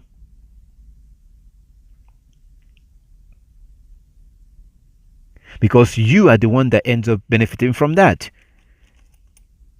If you allow your son, which you should not do, you should never allow your son to go find his own wife. If he finds a wife, then you have to approve it. And that particular situation starts now. You have to begin to teach him now that you, the Most High, give you power to decide who will be his wife. You will have to approve it. We call it arranged marriage. Genesis 24. Judges chapter 14 from verse 1. So you have to teach him not to tolerate rebellious women. Any woman that will not submit herself to him, that he cannot deal with a woman like that.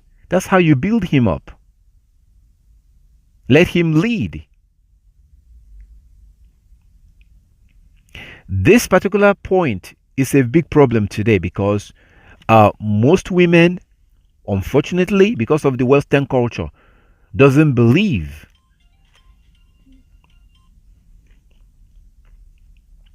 Most women don't believe in the idea of a woman.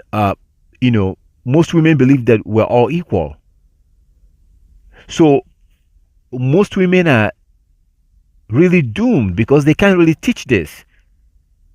They believe that we're all equal. The submitting thing is nonsense. So they won't teach this. So how can your son know what to do when he gets married? How can he know what to do? Or when you find him a wife? And the reason why the Most High allows you, there are different reasons why, but part of the reason why the Most High gave you the power to be the one that will find a wife for him, part of the reason for that is for your own good, for your own protection. Because you are going to find the person that suits you. I know that sounds selfish, but the Most High gave you that power.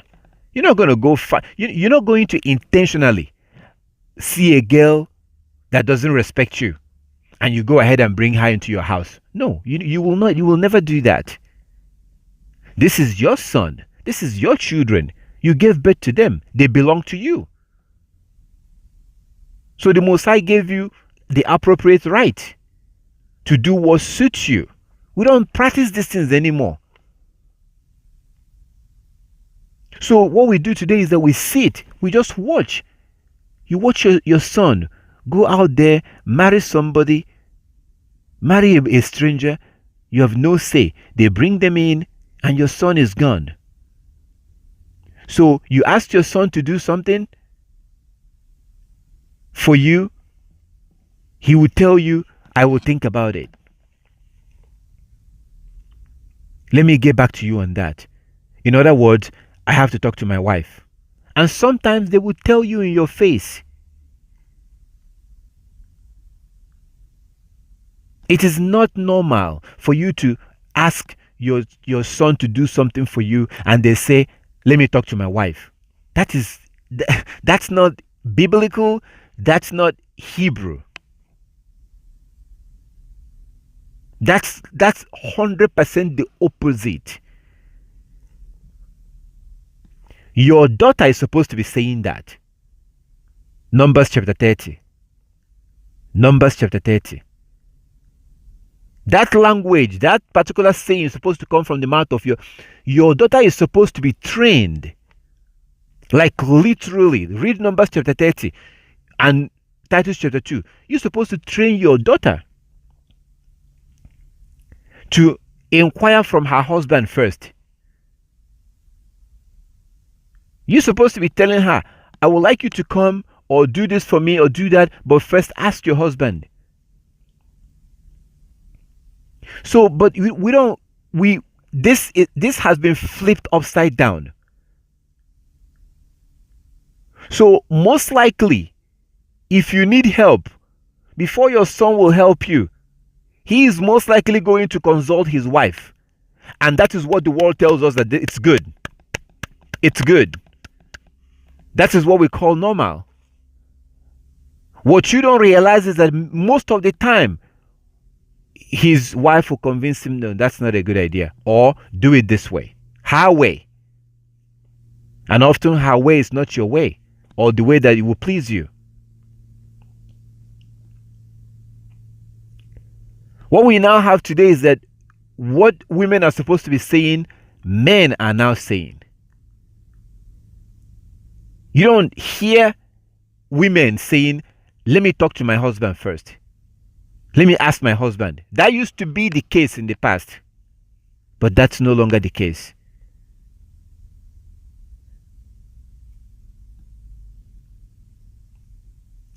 So it's very important that you take this very seriously. Because this is part of building and raising a righteous Hebrew son. Very important. And you are the one that will benefit in the future. Like that woman told her son in Proverbs 31. If you equip your son with all this knowledge,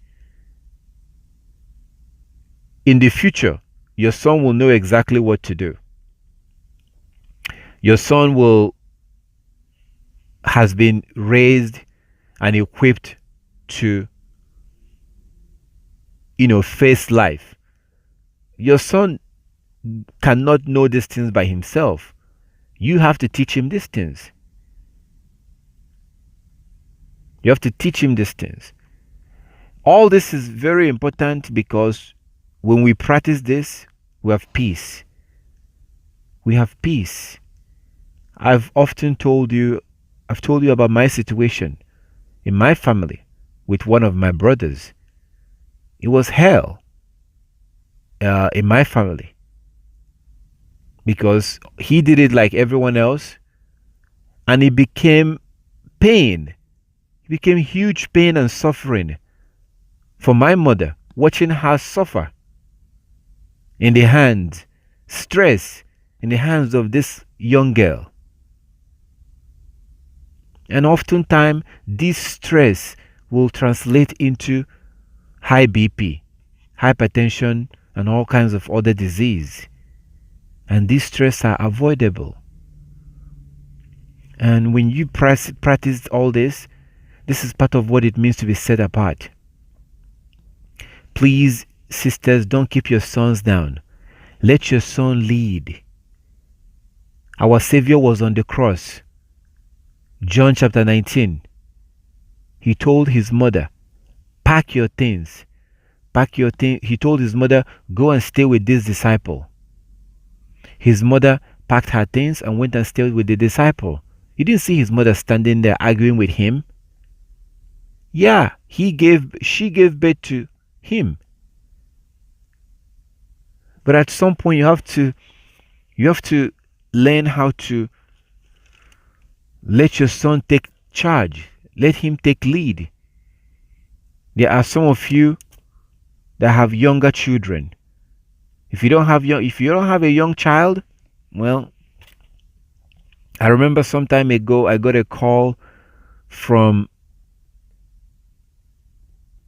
a very old sister, and she was crying. She was crying on that phone call. Let me put it like this.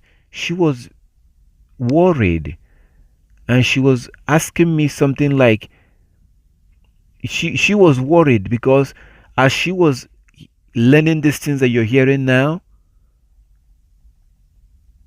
she felt like she was a failure.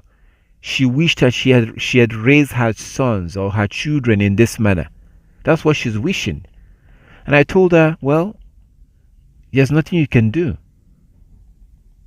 Her sons are all grown. It's over. There's nothing you can do about it. You did not know. If you had known, you would have done it. If you had known, you would have done it. But she didn't know. So this is mainly for those that have younger children. Don't be like everyone else. The education of your children is in your hand. You have to educate them yourself. You have to educate them yourself. Teach them these things. Teach them to lead. Teach them to lead you. Did you know that in Saudi Arabia, have you heard the women, they either have their husband or their son. Like, they are represented by either their husband or their son. But women are not usually by themselves in Saudi Arabia. So in Saudi Arabia, you will see a woman that is a doctor or teaches in a university, and yet she still sees herself as being subject to her either husband or her son in Saudi Arabia. These things goes back way back. So again, learn to lift these children up and learn to let them lead you. Let them lead you. You have to figure out, I don't know, we all have different life experiences. Figure out a way to always push your son to take the lead.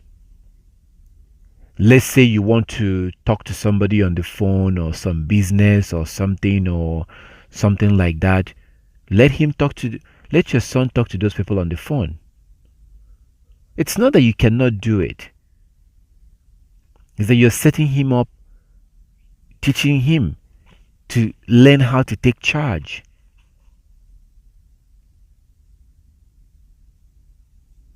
When you do all this, there will come a time that your son will be like a lion around you. He will protect you.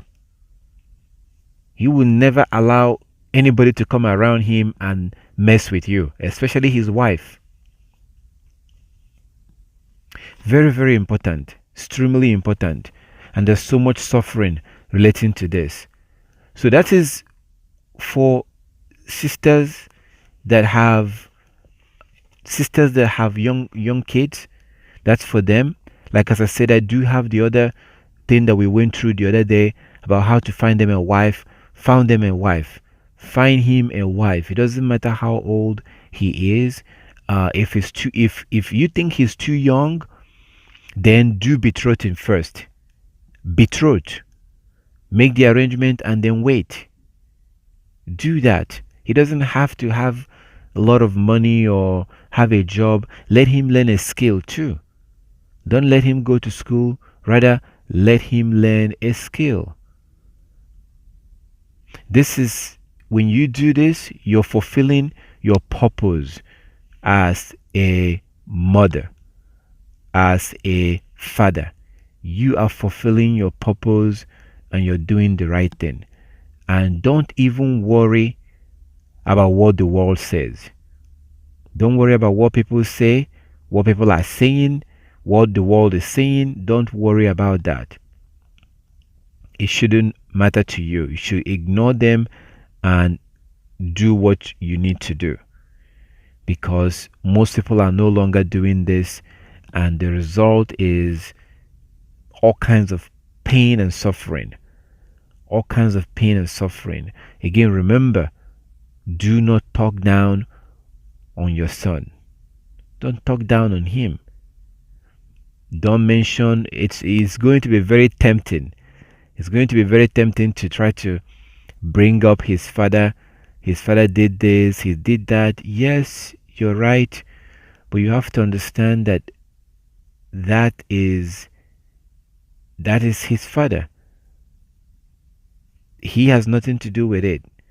Don't use them to punish him. And if the father wants to be in their life, let them be in their life. Never you have a situation where you don't allow their father to see them, because one person cannot raise children. You can't do it by yourself. You need to let them have that relationship with their father. Now, if their father is stopping them from keeping the law, well, that's a whole different case. So in that case, it's different. But like, I got a phone call some years ago, and this was a Gentile calling from Canada, and she was telling me her situation. And her situation was that she, because of 1 Corinthians or 2 Corinthians chapter 6 from verse 16 from verse 14, 2 Corinthians chapter 6 from verse 14, that says, do not be unequally yoked with unbelievers. This woman left her husband. Now, she's a Gentile, so because she began to keep the law, I think she has about 7 or 8 children, and the man that she was living with was the man she lost her virginity to. She is one of those white Gentiles, those Gentiles that are very traditional. So she wasn't like a typical Gentile girl. No, she kept her virginity and lost her virginity to her husband. And like typical traditional Gentile, she had many children. I think it was about 7 or 8 children she had. So I think she was a housewife, and everything was going. But when she began to see the law, that we have to keep the law, she began to teach her children the law. Well, that was when the problem began, because her husband absolutely refused. Her husband did not want her to teach the children the law. So there was a struggle going on. She wanted her children to teach the law. Some of her children has already be lost. She lost one of her children because one of her children moved out and moved in with her boyfriend somewhere, what they call boyfriend. So this woman was terrified. She doesn't want to lose all her children. She wants to teach them the law. The problem is that her husband refused. Her husband refused that the children will not be taught the law of the Most High. This was happening in Canada. Her husband refused. You will not. He just did not want this woman to teach the children the law of the Most High. So what did she do? She packed her things and she left.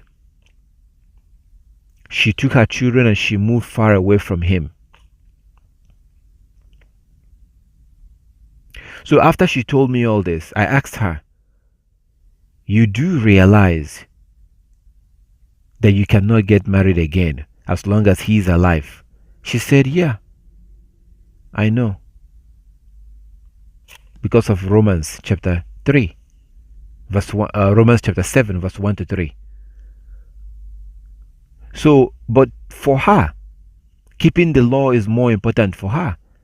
And she didn't see herself, she couldn't like living in a house with a man that opposes her teaching the children the laws in the Bible.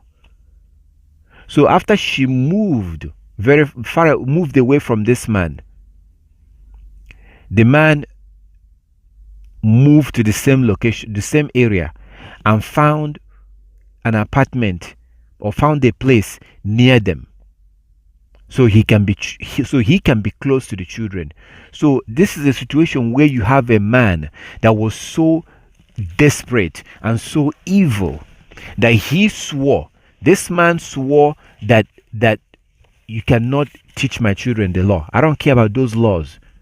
I will not allow you to teach those laws to my children. So it becomes a fight between two of them, a battle. What is the problem? That she wants the children to learn the laws of the Most High. Her husband doesn't want that. So as of the time she was making this call to me, he was living very close to them. And the painful thing is that the things that she is teaching these children, this man will be, as she is teaching them from the law, this man, when he sees the children, he talks to them. He's trying to basically convince them that basically, don't listen to your mother. The Bible is this. So this is what she was dealing with. And this is a Gentile. So if it's very important that you let your children have a male figure, their father in their life. It's very, very important. Except if you have a situation where they are being taught of a different God. But even in that situation, it's still not really, it's very important that their father is in their life. Very important. I'm pointing this out because there are a lot of sisters out there who will actually try to prevent these men from seeing their children. It's not a good idea.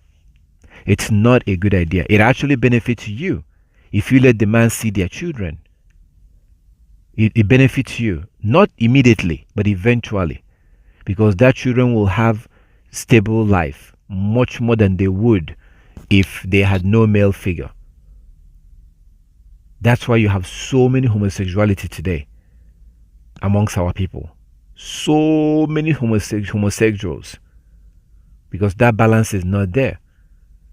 You now see men that are extremely soft, effeminate. Oh yeah, here's what you need to do too. Shout at your son.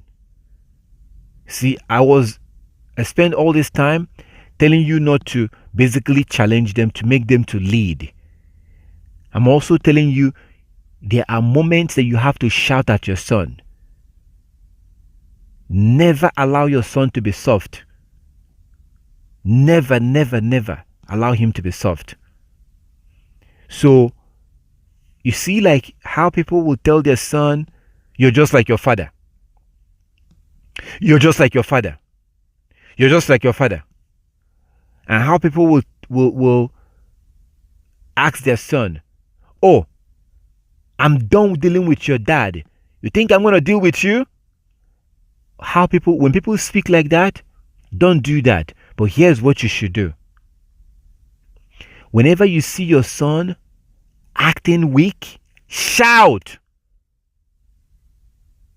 Don't tolerate your son acting weak. Don't let him cry. Yeah, don't let your son cry. Like breaking out crying just like that? No. That you cannot tolerate. Do not tolerate weakness from your son. So tell him if he wants to cry, he can go inside the room or somewhere. He's not supposed to cry in public. But if he just breaks out, maybe he's dragging something with his sister and what his sister hurt his feeling and he just stand there and start crying, start shouting at him. So in this case, you have to shame him. What do I mean by shaming him? Well, shame him. Let him know that he's not supposed to do that. So you say things like, why are you crying like a woman? Say stuff like that. Do you realize that the world is doing the opposite today? Again, that's why you have so many homosexuals in our community. So many homosexuals. And it's going to get worse. Oh yeah, it's going to get worse. Because the world is doing the exact opposite of what you're supposed to do. They are encouraging men today to be soft, weak. You know, show your emotions. Let your emotions out. Oh my goodness. Do you realize that that is sin? Do you realize that the Bible says that no effeminate will be allowed into the kingdom? Did you know that? Do you know what effeminate is? A man that acts like a woman.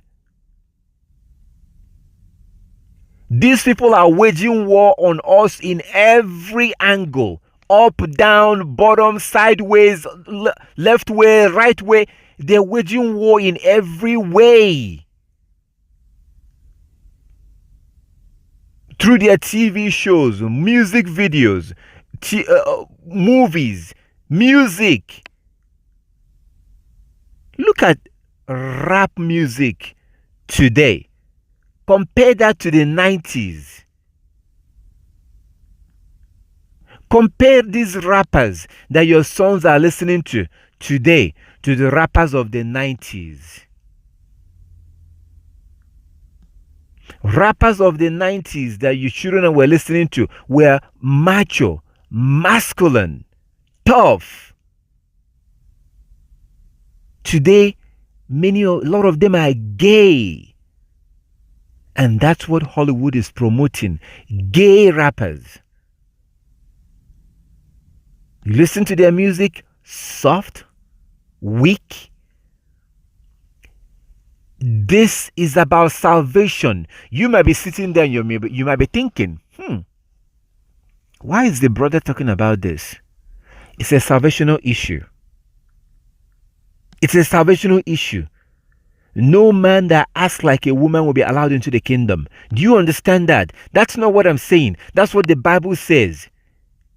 No man that acts like a woman will be allowed into the kingdom. It's a salvational issue. We're here for the sake of salvation.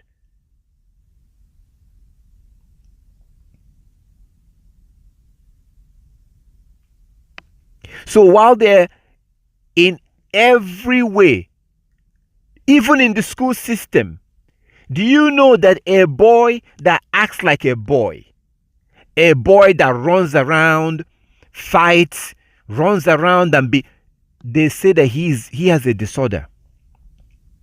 That's what they say. They say that he has HDHD or HDAD, whatever they call it. And what do? They start medicating that boy. That's what they do.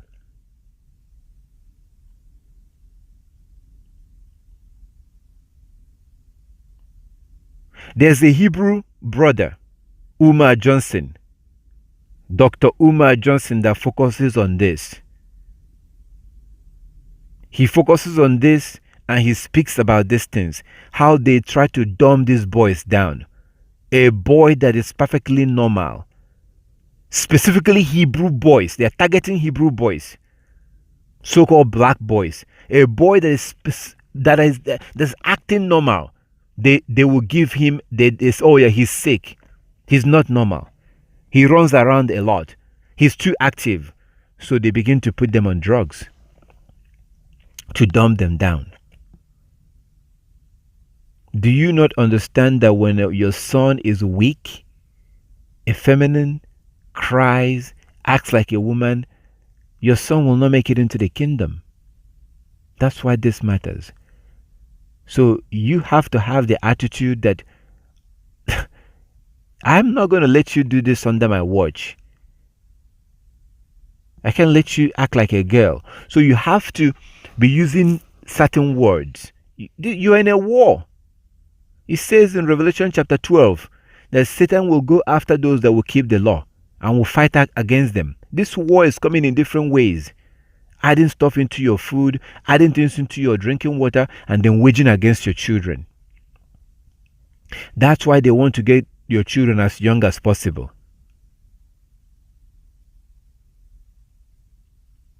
So you have to, when you see your son acting weak, you have to use words or say stuff like that he's acting like a woman.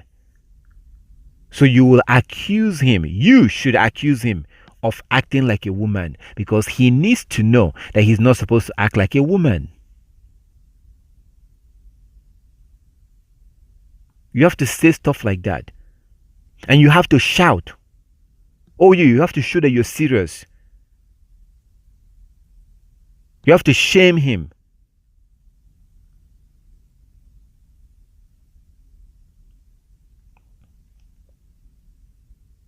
And you have to use words like that he is the leader of this house. I'm talking about those that have children and there's no man in the house. If your husband is not there, there's no man in the house, then you have to be letting your son as young as possible, letting him know that he is the man of this house. And that he is supposed to be the man of this house.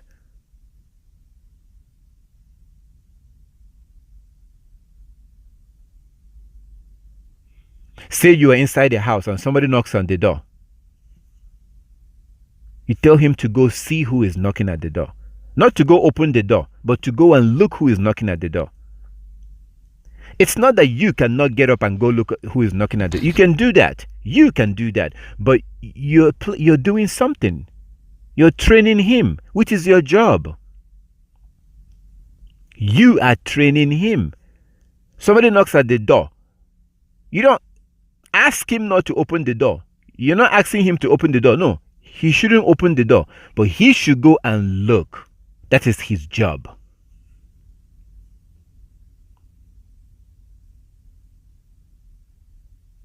It's little things like this, which I'm sure that you will come up with a lot more things. Little things like that, you're making him to lead. When you do these things, you are actually doing it for yourself. That was exactly the reason why Solomon's mother was doing it.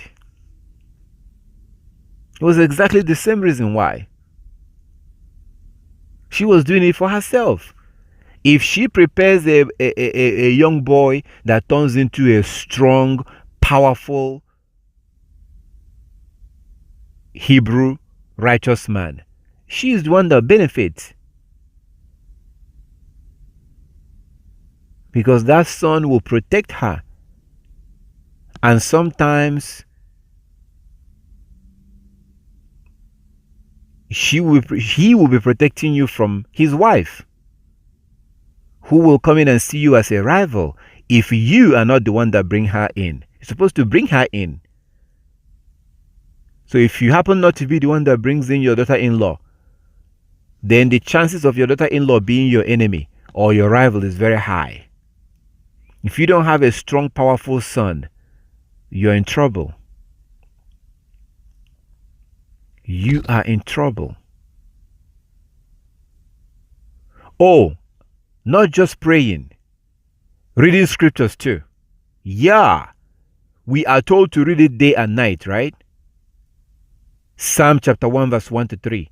We're supposed to meditate in the book of the Lord day and night. Reading scriptures too. Let him read. He should be reading, not you. If you are in a house and you live with your children and there's no man in the house, your son should be reading the scriptures, not you. Not you. Your son should be reading.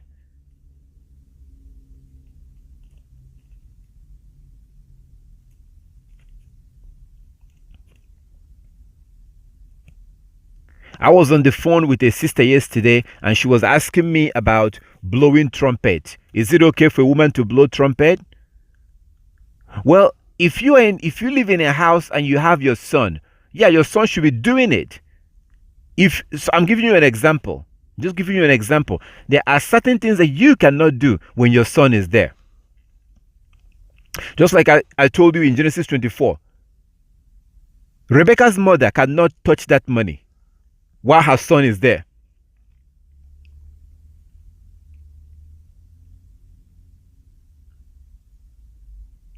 That bride price is given to Rebecca's brother. Her mother will not touch it.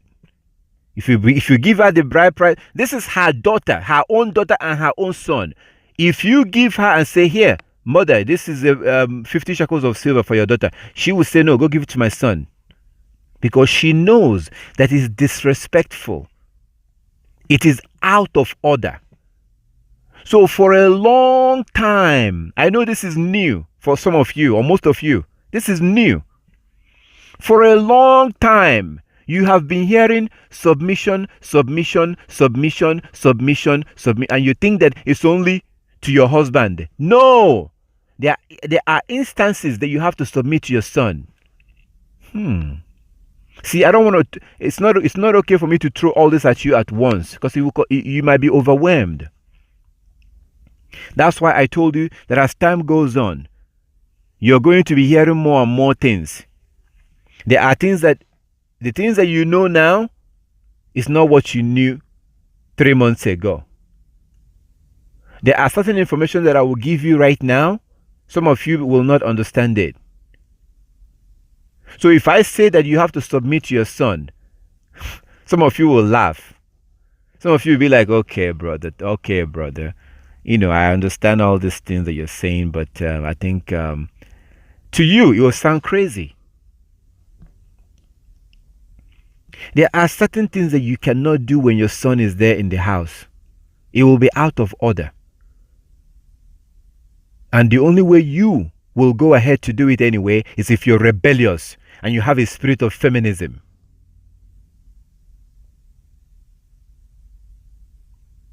To which the Most High will not deal with you. Because even though you gave birth to him, if you are wise spiritually, you still want your son. You can't approach the Most High just by yourself. A wise woman will always try to tag along and let your son lead you. I'm talking to those that don't have a man in the house, but you have a son, you have children.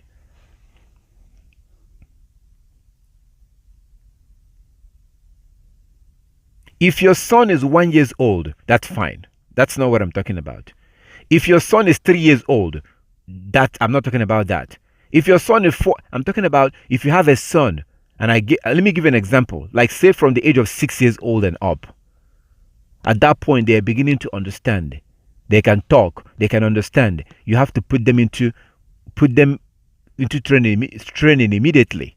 You have to let them lead. And at some point, you have to begin to submit to your son. At some point, you have to begin to submit to your son.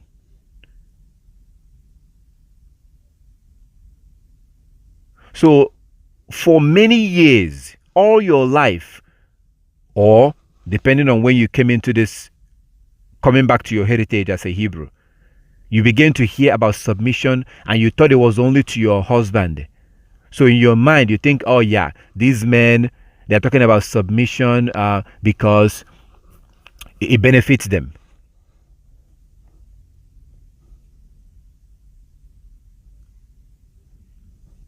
That's because you don't understand Hebrew culture or biblical culture. It's about order. So if you have a son who is more than 7 years old, 6 years old, 7 years old, he should already be leading prayer in your house. There are certain things that you can no longer do. And typically, Hebrew women are more than happy to let their son take that lead. They are more than happy to do this. They are more than happy to do this. Okay, let's do this. Let's go to the book of Judges.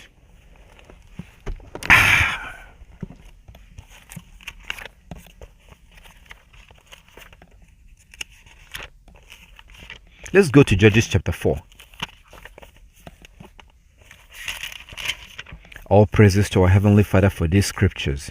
Because what I just told you right now, the book of Judges just came right now and illustrates what I'm describing to you. Illustrates this. So I thank our Heavenly Father. I'm not just sitting here making stuff up. You have the scripture. You go read the scripture and decide for yourself what it's saying. Judges.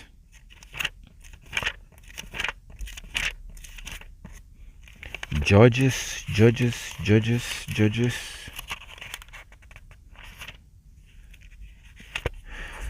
Judges chapter 4.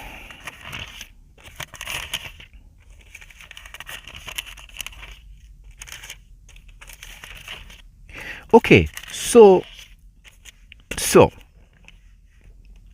the book of Judges, many people are familiar with this chapter 4. Typically, women that want to preach the Bible, they quickly go to Judges chapter 4. They talk about Deborah. They say that she was a prophetess. So people are very familiar with Judges chapter 4. But I will show you what people are not familiar with. So let's look at Deborah. Let's see what happened. And then we'll go to the next chapter. So, Judges chapter 4 from verse 1. Judges chapter 4 from verse 1.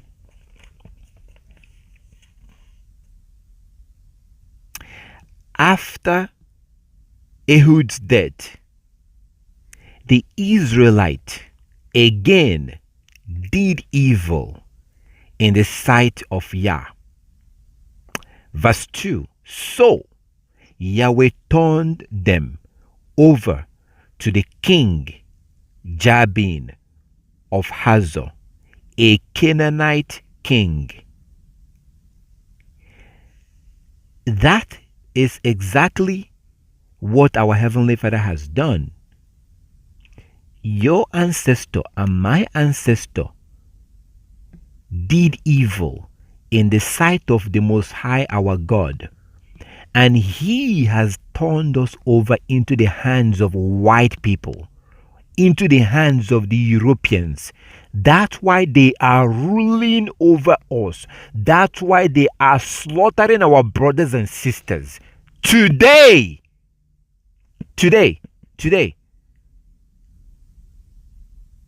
It doesn't matter where we are in the world. White people, the Europeans are ruling over us. Today.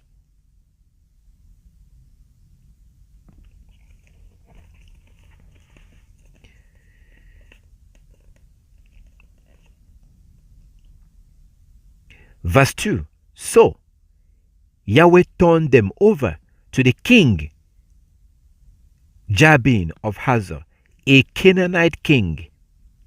The commander of his army was Sisera.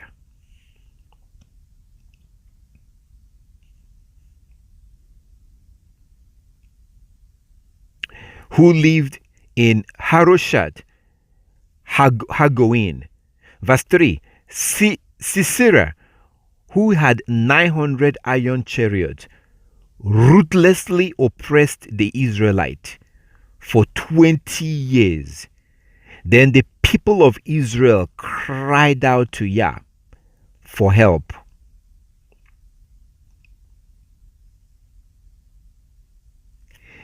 Deborah, the wife of Lapidot, was a prophetess who was judging Israel at that time.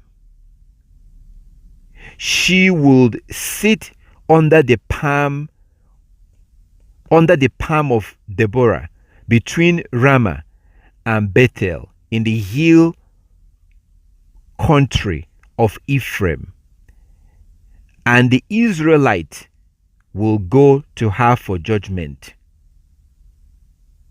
Now, here is what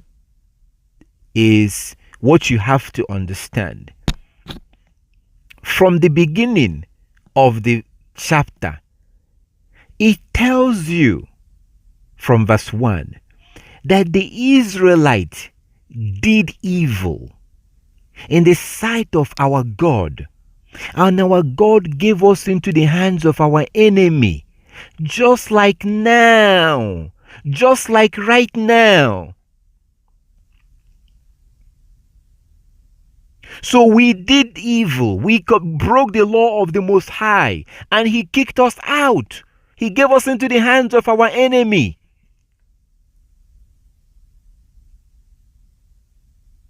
So Deborah was not a prophetess when Israel had a good relationship with the Most High. Do you understand what is going on here? When Israelites have a good relationship with the Most High, you have the priest in the office, you have the Levites, you have the elders judging Israel, you have a king. Deborah was not a prophetess under those circumstances. Are you honest? Can you be honest?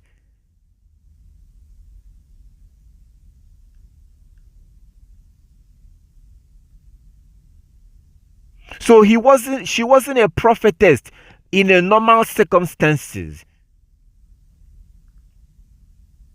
It's like saying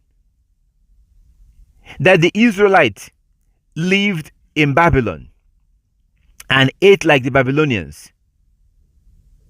You can't go to a chapter where Israelite was living in Babylon, eating and drinking and dressing like the Babylonians, and you read that and then say that you can eat and drink and dress like the Babylonians today. Does that make any sense? If the Israelites were doing something, were living like certain like people, if the Israelites are doing something against the will of the Most High, you cannot go and read that and then say that you can do it today because they did it in the past. If we think like that, then we will live in sin forever. So that is the context to which Deborah was a prophetess or was a judge. That was the main point, that she was a judge.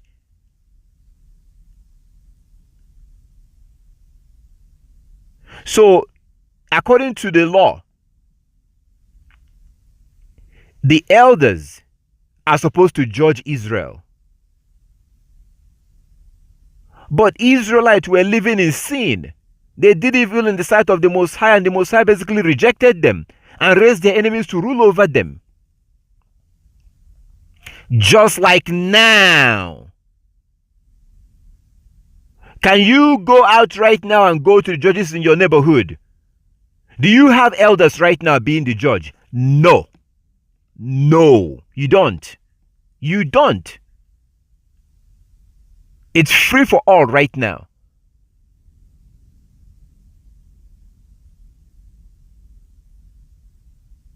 We don't have that system right now because we're living in the land of our enemies, under the system of our enemies. So just like now, back then, you don't have the men. They did evil and people began to abandon the law. They stopped keeping the law. That was evil in the sight of the Most High. If you want to get in trouble with your God, stop keeping the law.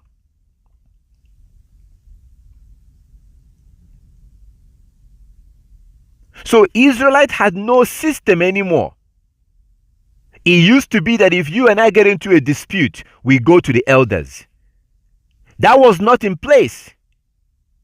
If that was in place, Deborah will never do this.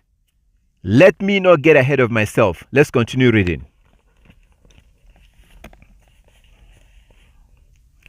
So, it says in verse 5, she will sit under the palm of Deborah between Ramah and Bethel in the hill country of Ephraim, and the Israelites will go to her for judgment. Verse 6, one day she sent Barak, son of Abinoam, who lived in Kedash in the land of Naphtali.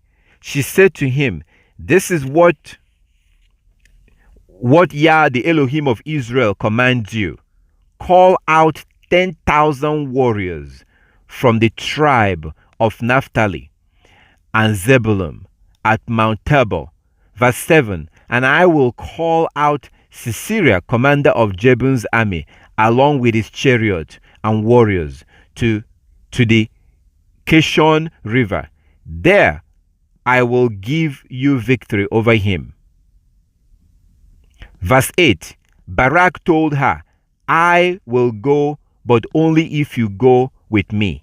Does this sound like an elder of Israel? Does this sound like an elder of Israel?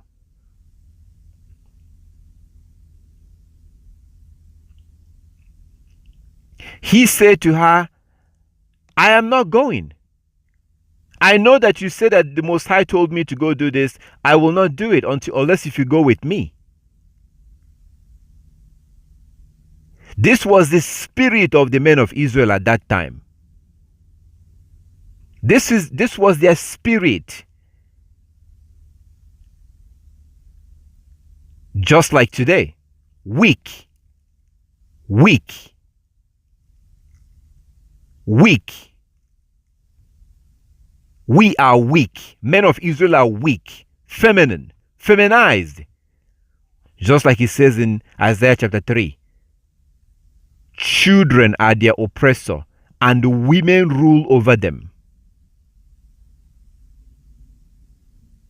That's exactly what is happening today.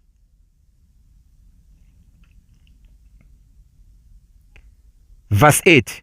Judges chapter 4 verse 8. And Barak said unto her, if thou wilt go with me, then I will go. But if thou wilt not go with me, then I will not go. So to hell with whatever you're saying that God said, I don't care. Yeah, I know you said that God told you, Yah told you, Yahweh told you, yeah. But if you're going to go with me, I will go. If you don't, so why did he give this answer? What was he asked to do? Mobilize warriors. Go out and fight your enemy. Mobilize warriors. Go out and fight your enemy. He was scared. He said, if you go with me, I will go. If you will not go with me, I will not go. Because Israel was evil in the sight of the Most High. Because Israel was not living according to the law. So he knew that he will most likely die if he goes to that war. If he was a righteous man, he would not make that statement. He would trust on the Most High. But he had no trust on the Most High. I just want you to see the condition that the Israelite was living at that time. So again, like I have said in the past, look, if you are a woman and you want to teach the Bible, don't try to give excuses. If you want to teach the Bible, you're not supposed to. Go ahead if you want to. You are not supposed to. You are not supposed to. But don't try to give excuses and make up stuff, and don't do that. It's not necessary. So to say that you can teach because Deborah was a judge, that's just, it's not. Okay, let's keep going. So he said in verse 8, Barak told her, I will go, but only if you go with me. Verse 9, look at what she said in verse 9. Very well, she replied, I will go with you, but you will receive no honor in this venture, for Yah's victory over Sisera will be at the hands of a woman. So Deborah went with Barak to Kadesh. So why did she make this statement? I want you to take it. Remember, I'm not going off topic. We're still on why you have to submit to your son. Yeah, you have to submit to your son. But that's why I said in the beginning, it's a fine line that you have to walk. So you don't start submitting to a boy who is 6 years old. No, you keep building them up. You are building them up. You are molding them. You are training them to be a leader. But at some point, you begin to, it's a fine line. But then there will come at a time that you can't be praying in your house if you're a woman when your son is there. I'm talking about general prayer. When it's time to read the scripture once a day, get everybody together for like 2 minutes, 1 minute, 2 minutes, let him read, and then let him pray. After he's done praying, you say amen. Everybody will go back to their business. There are certain things that you cannot do when your son is there. If you do it, you will be out of order. Okay, so look at the statement that she made in verse 9. Judges chapter 4, verse 9. Look at that statement. So she said, verse 9, and she said, Judges chapter 4, verse 9, and she said, I will surely go with thee, notwithstanding the journey that thou takest shall thou not be for thy honor. For Yahweh shall sell Sisera into the hands of a woman. I want you to think about this statement. What is she saying here? I'm reading it from 2 translations. So what is she saying? Very well, she replied, I will go with you, but you will receive no honor in this venture or this journey. For Yahweh's victory over Sisera will be at the hands of a woman. What does this mean? This means that when she says, okay, since you're saying that I have to go with you, I will go with you. Because in her mind, she just wants Israel to succeed. She wants Israel to succeed. And if it means that she will have to go, no problem. But look at her statement. Very well, I will go with you. But I just want you to know that this honor will not go to you. This honor will go to a woman. So it's a shameful thing. Do you understand what she's saying here? She's basically saying to him, shame on you. You are so weak and scared that the honor that's supposed to go to you will go to a woman. She's not saying to me, she's saying a woman. She's saying that it's going to be a shameful thing. Because as soon as I'm there with you, as soon as I go with you,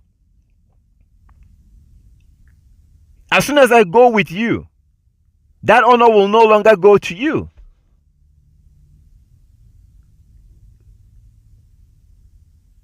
For Yahweh shall sell Sisera into the hands of a woman. So this is not supposed to be normal. That's what she's saying.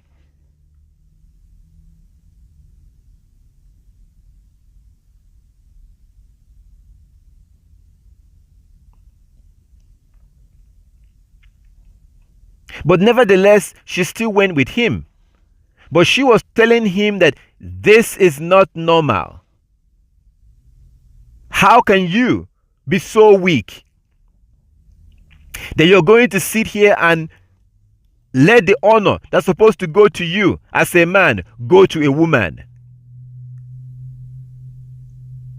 That's what she's saying.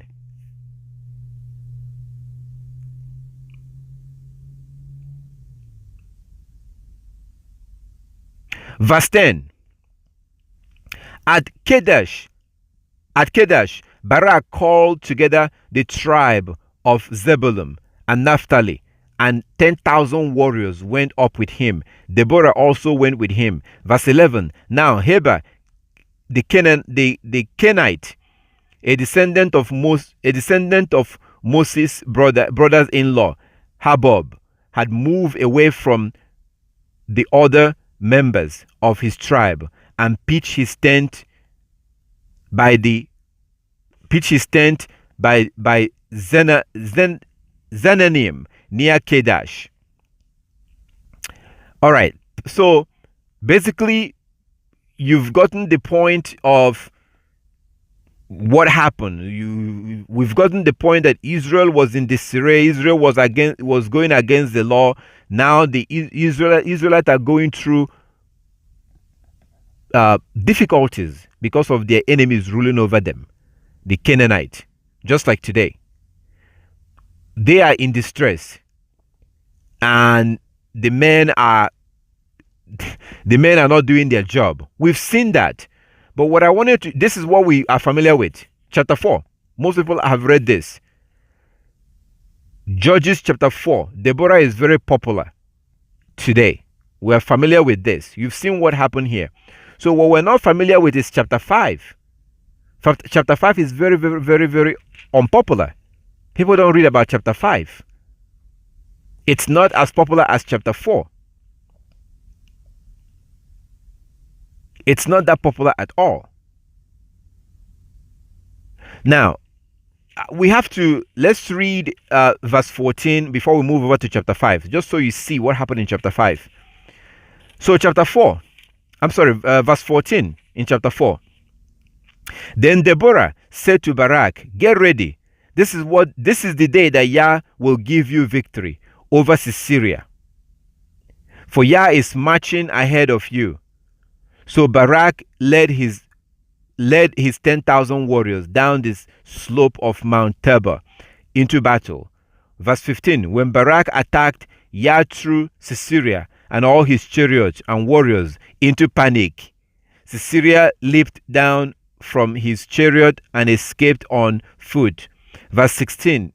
Then Barak chased the chariot and the enemy army all the way to Haroshad Hagoin, killing all Sisera's warriors. Not a single one was left alive.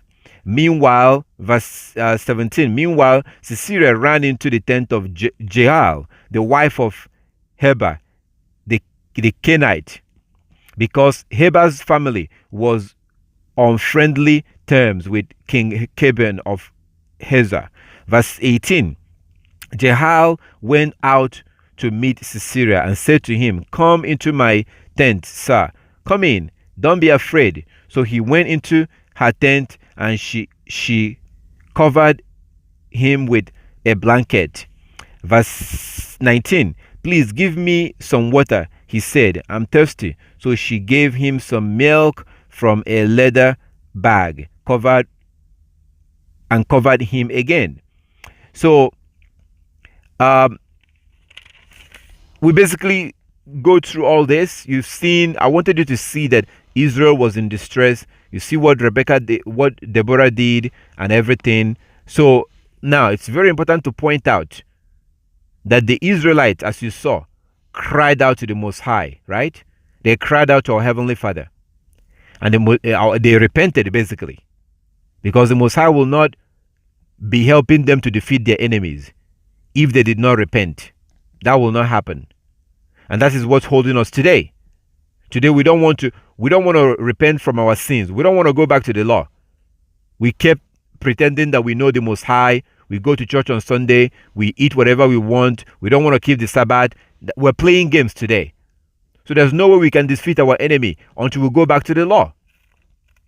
So obviously, the Most High was helping the Israelites because we've repented in this case. At this point, our ancestors repented. That's what's happening here. The Most High was only intervening to help us because we repented. Okay, so things were going back to normal. The men who were in disarray, the men who were weak, and everything is going back to normal. Now, after the Israelites defeated their enemies, look at verse 23. Judges chapter 4:23. So Elohim subdued on that day Jabin, the king of Canaan, before the children of Israel, and the hand of the children of Israel prospered and prevailed against Jabin, the king of Canaan, until they had destroyed Jabin, king of Canaan. So at this point, the Most High began to help us again, and we defeated our enemies, and we began to prosper. That's what we need today. That is what we need these days. But unfortunately, we're not willing to keep the law. So when all this happened, we now go to chapter 5. Look at chapter 5.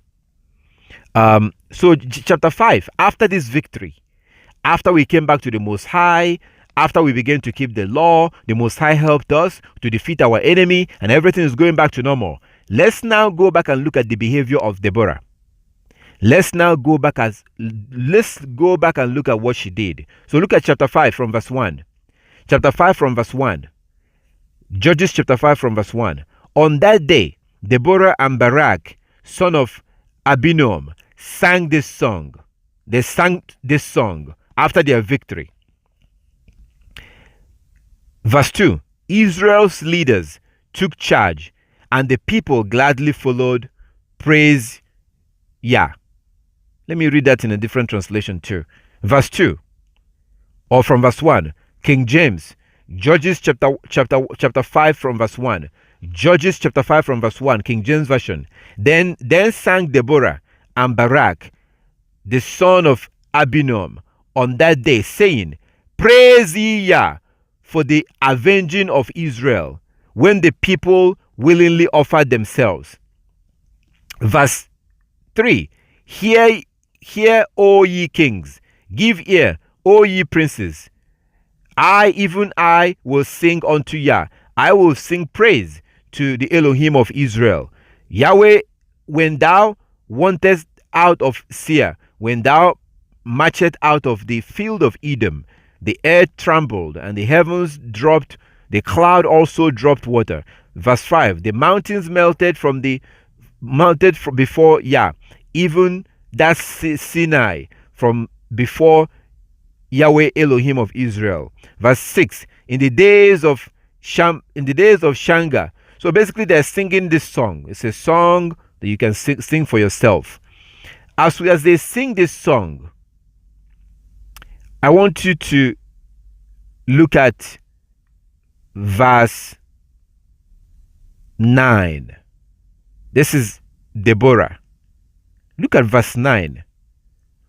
My heart is towards the governors of Israel that offered themselves willingly. The people bless ye Yah. In this translation, my heart is with the commanders of Israel, with those who volunteered for war. Praise ye Yah. This is what Deborah was saying after the victory.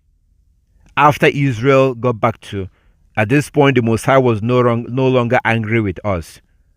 That's why we defeated our enemies and we began to prosper. So, but I want you to see that in verse 9, you see what she was saying, because remember that she was the one that told them about the war. And they gathered together 10,000 men and they went and they fought their enemies. So that's what she was referring to here. That's what she was referring to. In verse 9, she said, my heart is towards the governors of Israel that offered themselves willingly among the people, those that went to that war. So who went to that war? The men of Israel. So when things went back to normal, Deborah quietly stepped aside and let the men took the lead. And she was singing and celebrating here. She was happy. She was happy that the men of Israel are back on their foot. They are back to normal. They are back taking the lead. And she said in verse 9, you can clearly see that. That's who her heart is with them. She doesn't see herself as the governor of Israel. She doesn't see herself as the leader of Israel. She was troubled and wearied when the men of Israel was not behaving the way they're supposed to. When they began to behave the way they're supposed to, and the Most High is happy with them, she was glad and happy, as she told you in Judges chapter 5, verse 9. And that's what people don't point out today. They want you to think that Deborah was basically a king of Israel, whatever. Like as I said, if you want to teach the Bible, go. You're not supposed to. But if you want to, go ahead. You're not supposed to do it. If you want to, go ahead. But don't,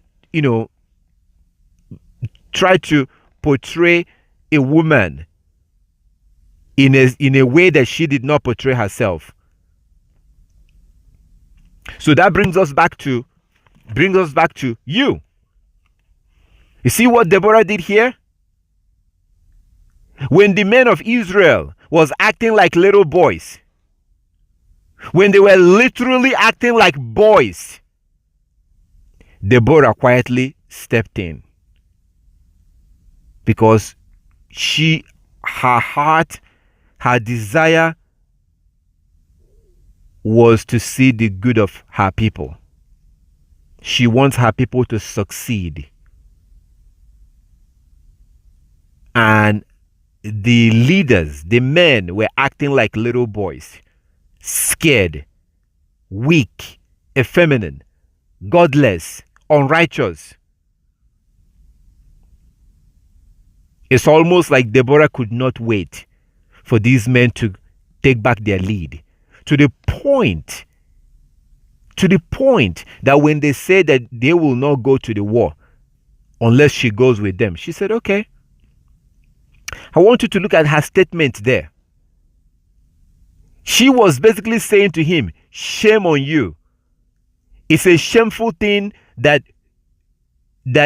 you people will be here, and the honor that's supposed to go to you as the men will now go to a woman. That's what she was saying. You want me to go with you to the war? No problem, I will go with you. But shame on you that you are so shameless that you don't even see anything wrong on the idea of the honor that's supposed to go to you. You are going to sit here and let that honor go to a woman. That's a shameful thing. That's what she was implying to them. But nevertheless, I will go with you. I just want Israel to succeed.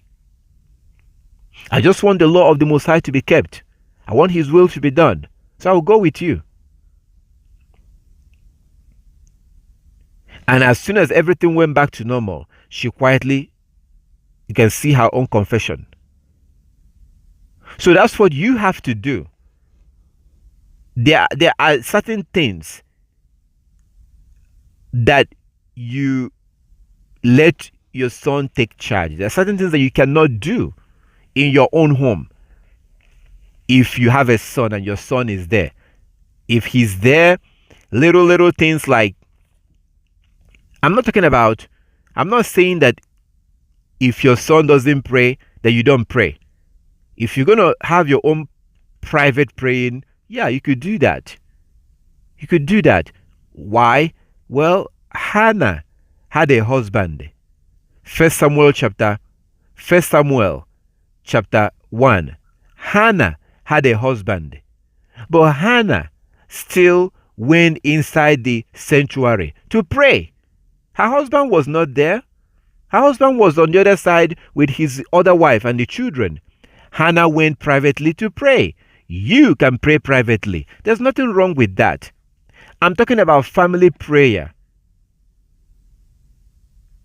Those are the kind of prayer that you have to let your son take a lead. That is if your husband is not there. If your husband is not there, let your son take that lead. You, if you love your son, if you are like Deborah, you should be looking for opportunities to let your son play a leading role. You should be looking for that opportunity. And as soon as you're able to lift him up and he begins to play a role, you should be happy. You should sit back and happy and be like Deborah. And be like her and be happy. Deborah had no problem submitting herself under the governors of Israel, the men of Israel. That's what she wanted. She didn't believe on the idea that men will be around and a honor that's supposed to go to the man will go to the woman. She didn't believe in that. That's why she made that statement. So you have to be looking for ways to lift him up and coming up with the idea of like letting him pray, letting him read the scriptures. There are different things that you should let him play a role. While you're doing all this, you still have power, because even though you're doing all this, remember that he himself have no power in deciding who he marries. You see how the Most High balanced all this. So that when I say that you have to submit to your son, that doesn't mean that you are a fool and you are what is this brother talking about? No. It's all about order. Even though you submit to him, he is supposed to still obey you. Do you see? If you remember the other day and today, I told you that this is a fine line that you have to walk. It's a fine line. Even though you're submitting to him, even though you're letting him lead you, he himself is still bound by the law of the Most High. This is the reason why I told you guys, if you listen to me on the phone talk with my mother, you might think that she's my wife. You most likely will not think that she's my mother. Why? Because of the way she talks to me, the way she talks, her demeanor, her voice. Because of the way she sounds extremely submissive. So it's a fine line that we have to walk. She's doing her part, I'm doing my part.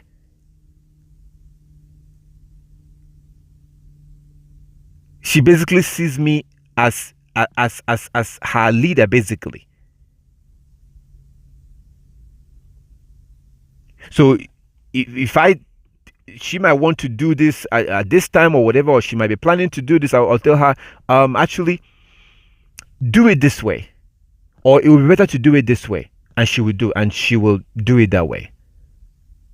She might be thinking of planning on doing this way. Like recently, there was something that she has actually gone on to start doing.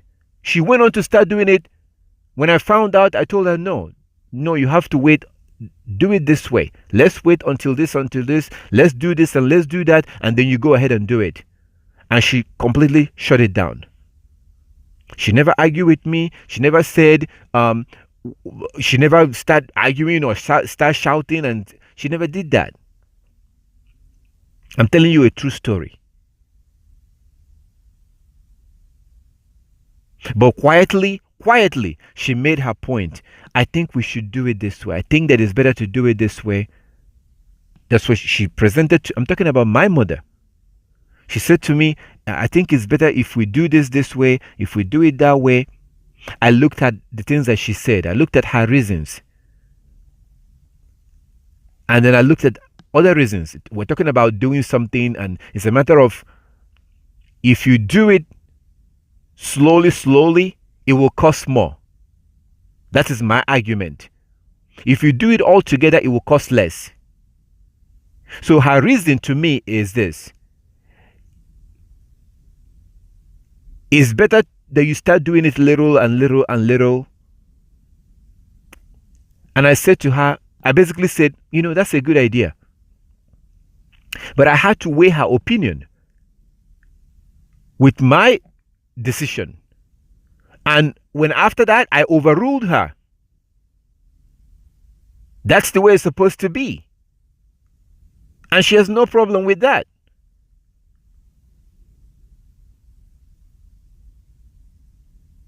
I see what you're saying. I see your point. I see what you're saying. It's better. That's a good idea. To do it little by little and little. It's better to do it that way. And I understand. But what I'm looking at is this. If we do it that way, I know that it will cost more. So it's better that we wait and do it all at once. So even though she made her point to me, and I was like, okay, I hear that, but this is how we're going to do it. She basically said, okay, this is the way it's supposed to be. Because my final decision, at the end of the day, her decision and my decision, at the end of the day, is still good for all of us. You see, she's not looking at it from a feminist perspective. A feminist perspective, hell no, how dare you? Don't you know that I carried you in this stomach for 9 months? She doesn't think like that. But rather, she's happy that at least at the end of the day, something is being done.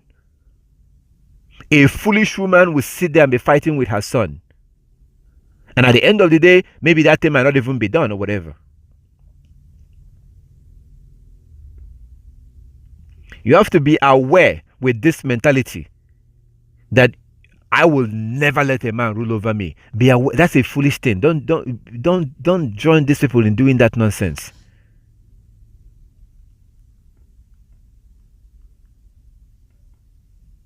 So that's why that's why I told you that it's a fine line. This same woman that I'm talking about, this same woman, I still know that I have to honor her according to the law. I have to obey her according to the law. You see, that's why I told you it's a fine line that you have to walk. So as I've given you this information now you understand in John chapter 19. John chapter 19. When Christ told his mother to go and stay with that apostle, his mother did not say a word. She did not argue. She left that place. She went home and she packed her bag and she went to that apostle and she lived there. Christ told her this when Christ was on the cross, and the Bible said that she lived with that man for the rest of her life.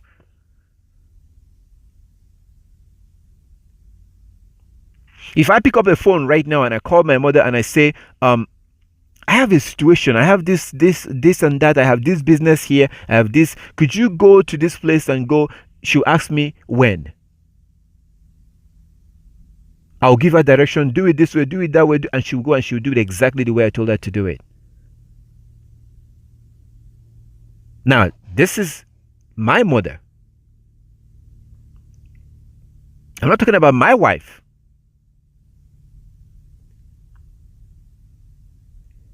You see, Hebrew women used to be extremely smart. They used to be extremely smart. Actually, sorry, not smart. They used to be wise. Because wisdom comes from keeping the law. Hebrew women used to be wise. That stopped when we began to follow white people and their ideology.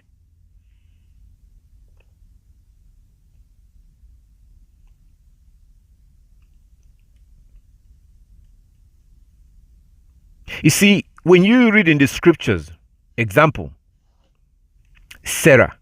Another example, Leah, Rachel, Jacob. When you see them giving their maid to their husband as wives, you might be thinking, that doesn't sound right. That doesn't look right. What you don't understand is that these women were thinking differently. They know that the bigger the family, it benefits them. See, a modern woman is thinking about sex.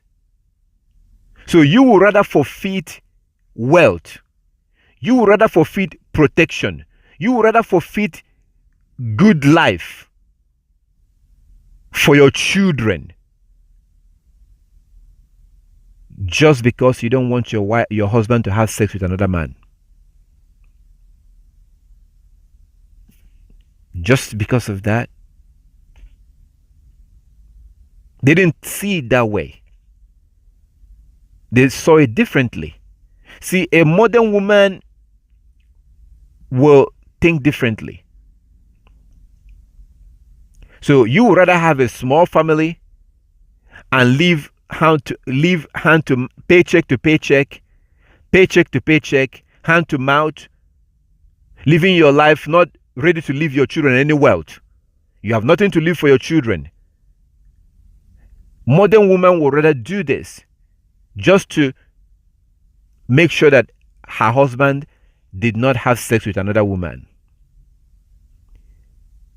And these men will still go out there and have sex with other women. It's just that you won't know about it. But a modern woman is so selfish that so you're thinking about yourself. You're not thinking about your children. You're not thinking about the future. A man will do whatever he wants to do, whether either in your face or behind you. A wise woman understands that. So a wise woman is looking out for herself and her children. Because the law commands us. The law, the Most High commanded the men that your properties, your wealth, have to go to your children. They have to go to your children. This is the reason why you see, if you remember in Genesis chapter 29 and 28, if you go back and read it again, you are going to notice something. When Leah gave her maid to Jacob and her maid had a child, Leah was celebrating. That sounds weird. How can she be celebrating when another woman had a child? Because that was her maid. Her maid belongs to her. Because she was the one that gave that maid to her husband, that child belongs to her. The more she's going to get from Jacob. Same thing with Leah. When Leah gave her maid to Jacob, when that maid had a child, Leah began to celebrate. If you don't understand Hebrew culture, that will not make any sense. Why is this woman celebrating when it was the other women that was having children? Because according to the law, before I die, while I'm still alive, I'm supposed to divide my property. I'm supposed to divide everything I have. And they go to my children, of course, and their mothers.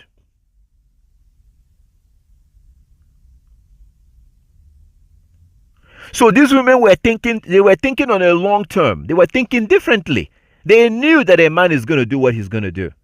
He will either do it in your face or behind you.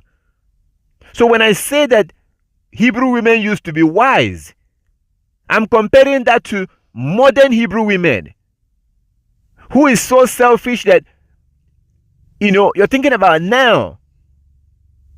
You don't think about your children and their future, leaving wealth for them. You're thinking about, I just don't want this man to have sex with any woman. In my face, of course. He's going to go out and do whatever he wants to do. Let me ask you something. Did Jacob not do whatever he wanted to do? Did you remember Jacob?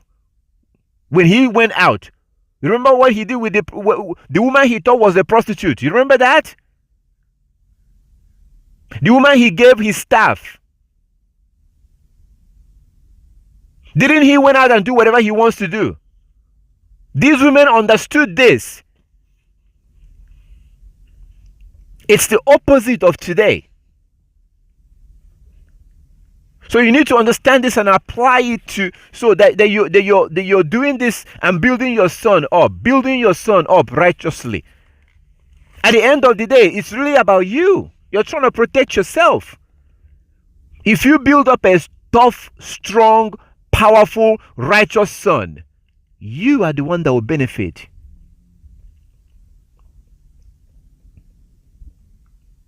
You cannot see your son putting junk in his mouth and you keep quiet. You should shout. So it's a fine line. Let him eat healthy. Encourage him to exercise. Tell him to do push-ups. Encourage him to be masculine. You should encourage him to do push-ups. You should never tolerate him being weak and effeminate. You should despise him being effeminate, weak. Did you know that this is the opposite of what people are doing today?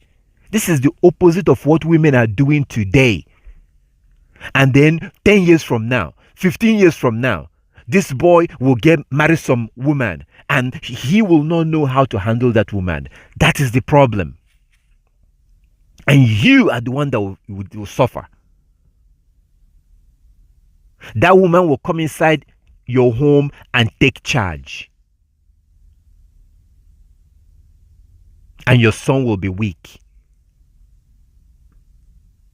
You should be encouraging him to do push-ups. At least 20, 50 a day. So he can be, you want to put inside of him the spirit of being conscious of his health. You want him to be athletic. You don't want him to be fat. Even if he's already fat, you can encourage him to lose that weight and be athletic.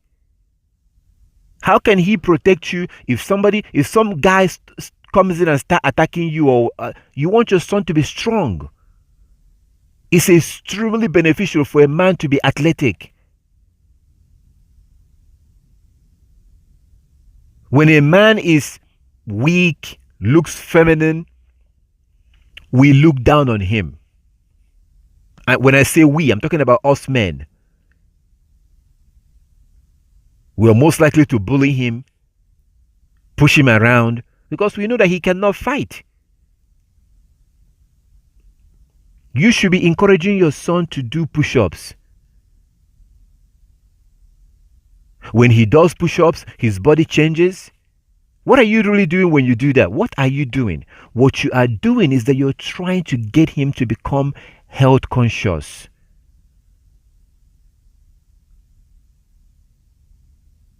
There's no way he can be doing push-ups every day and then be drinking soda. That's a contradiction. You should never let him drink soda. You should never let him drink all this stuff, all this junk. You should never let him do that. You are like a watchdog. You are supposed to build this child. I'm not saying anything new. Go to Proverbs 31. It's already there. Why do you think she was doing that in Proverbs 31? If you don't teach him these things, no one else will. Encourage him to do push-ups. At least 50 a day. It's going to be difficult in the beginning. So start with maybe 10 a day. You stand there with him and you do it with him. Or not do it with him, but you watch him do it. And over the time, you keep encouraging him. Okay, last month you're doing 10, now do 20. Or you're doing 20, now do 30. Keep pushing him. Keep pushing him. If you keep just that push-up alone, if he keeps doing that, eventually he's going to look strong. He's going to have big chest, big muscles, and he's not going to be bullied around. Men who look athletic are very well respected. Because not other men cannot just bully him around. There was a particular video that some of you may have seen. I shared this video. I showed this video to young people. There was a video. This incident was in London. This happened in London at an airport. So some Hebrew was at the airport. A Hebrew man was at the airport with his wife. And you had the security, Gentiles, white people at the airport. There was some situation going on at the airport. We don't really know what happened. But there was an argument going on between the Hebrew and these airport police. There was some argument going on. You know how people do. People take out their cell phone and start videoing the situation. So while they were talking, one of the police officers, a white man, took out a taser and tased the wife of this man. This woman was just standing there. This woman was not fighting them. She just stood there basically. And this white man took a taser and tased her. Oh my goodness. This man became like a lion. This Hebrew man turned into a wild lion. He was tossing these white men around at the airport. Go and check out the video on YouTube. He was like tossing them around like a piece of cloth. He was beating them up, like the way he was knocking them down. If he was 500 pounds, he wouldn't have been able to do that. If he was 300 pounds, he wouldn't have been able to do that.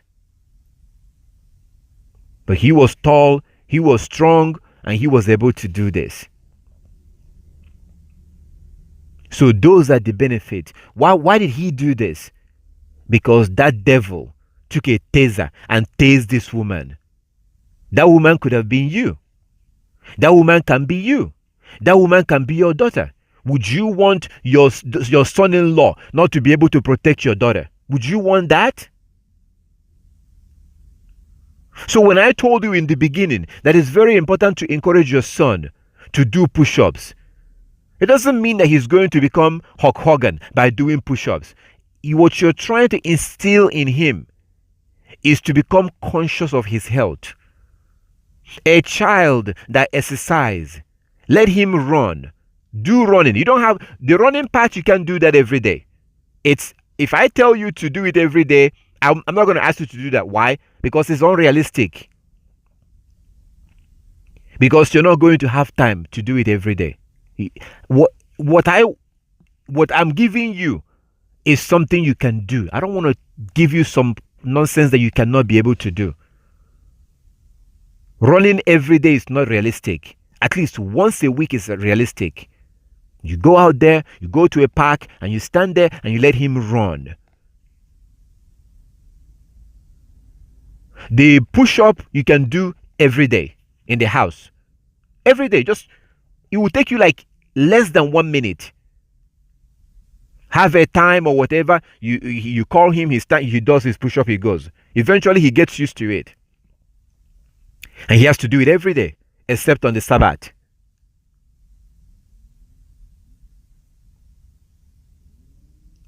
So these are things that you have to, a man who is not physically strong will not be able to do what that man did at the airport. He will not be able to do it. So that's why it's important. You don't want, your son is going to end up being somebody's wife. Your son will end up being somebody's wife. If you listen to this and you do all this, and someone else listens to this and do this to their son will end up marrying your daughter. These things used to be the way we behave in the past. We don't do these things anymore because we're following the Gentiles. So you're hearing this so that we can go back to the old ways that benefits us, that gives us peace of mind and happiness and joy in serving the Most High. So things like exercising, you have to encourage him. You can't sit back and watch your son not exercise, watch your son become overweight. That's dangerous for his health. Discourage him from eating junk. You should never let him drink soda. Soda is poison. Remember, there are certain things that he will do. You're supposed to start shouting. When I mean shouting, I mean shouting. There are times that you need to be a drama queen. The problem that you have today is that we are out of order. So when it comes to where you're supposed to stand up and make noise, you don't do it. When it comes to the place that you're supposed to keep your mouth shut, you start running your mouth. Everything is out of sync, out of order, because we've abandoned the law and we followed after the Gentiles. When you see your son eating junk, you're supposed to start shouting. When you see your son being weak, you're supposed to start shouting. When I mean shouting, I mean like let him know that he cannot do that. Shame him into eating junk food. When you see him, when he's supposed to do 10 push-ups, he did 25. You're supposed to encourage him. You're supposed to praise him. If you tell him to do 20 and now he's at 25, you're supposed to be praising him. You're supposed to use certain words that he is a real man. He's becoming a man. You're supposed to praise him. You see, if your son is disciplined, if you discipline your son, somebody might be thinking, brother, what does this have to do with the law? I hear that you always talk about the law, but all of a sudden I'm hearing you talk about push-ups and hearing you talk about, what does it have to do with the law? Okay. Let me tell you what it has to do with the law. Did you know that the Most High gave us a law that said that if a Hebrew boy becomes a drunkard, becomes fat, he's supposed to be put to death? Did you know that?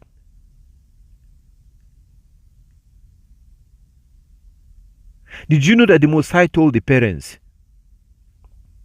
he gave us a law, if your son becomes a drunkard, he drinks alcohol a lot and he's fat, he doesn't watch his weight anymore, he becomes fat, you're supposed to report him to the elders and your son is supposed to be put to death. Did you know that?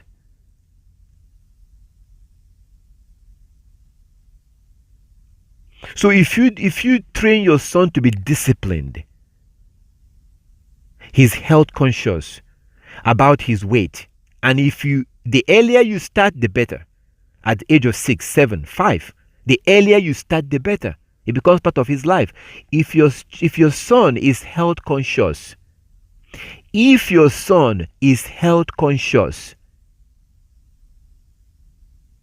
and disciplined, that will transfer over to the laws of the Most High.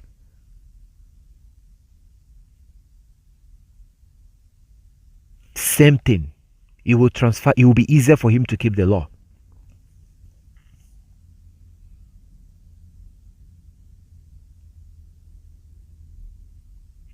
And just like people are asking question, who can find a virtuous woman? Your son will also be valuable. Righteous men are not born. Men are trained to become righteous. Like you see in the book of Susanna, in the Apocrypha. She wasn't born like that. Her parents trained her to be like that.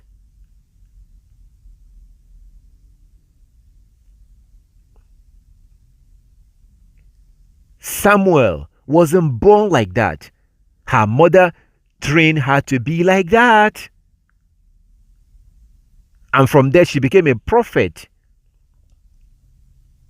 The Most High will not just use your son. Let me tell you something.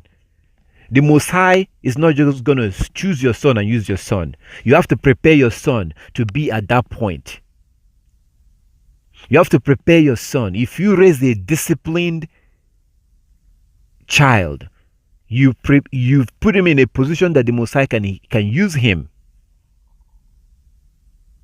If you train your son, and you are making it known to him from a very young age that no sex before marriage, no sex before marriage, no sex before marriage, no sex before marriage, he is most likely going to practice that. But while you're singing, no sex before marriage, keep in mind that you have to find him a wife as young as possible. We've already gone through this. It doesn't matter that he's 13 or 14 or 15, you have to find him a wife.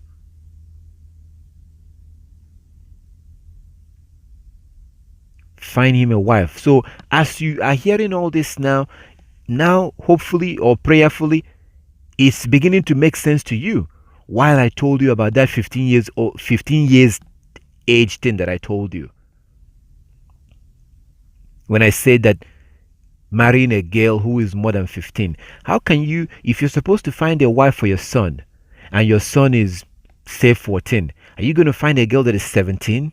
Are you out of your mind? Are you going to find a girl that is 20 years old? The older she is, the more difficult it will be for you to train. You see, you're supposed to train your son, and your son will in turn train his wife. And you will stand at the side and be the supervisor, watching them. Your daughter-in-law is supposed to be like your daughter. The book of Tobit, chapter 10, verse 12. Your daughter-in-law is supposed to be like your daughter if you do it right. So you don't just let your son go out there, bring some random girl home, and then you tell her from now on you will be like my... No. If you do what you're supposed to do biblically, if you do it the right way, if you find your son a wife, they're all like your children.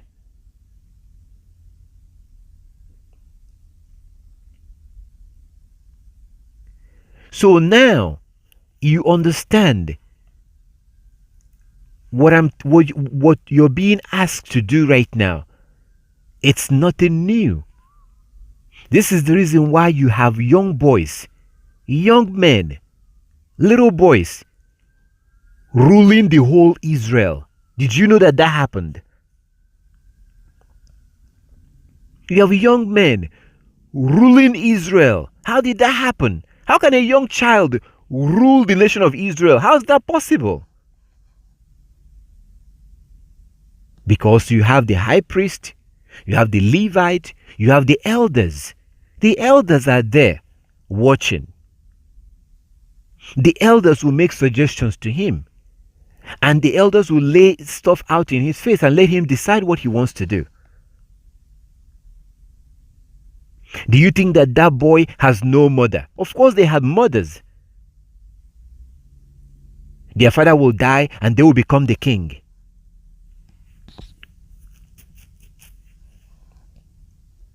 This is what we do.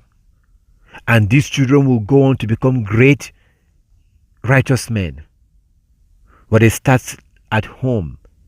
This cannot happen when you're sending them off to some stranger to educate them with nonsense, preparing them to be a slave.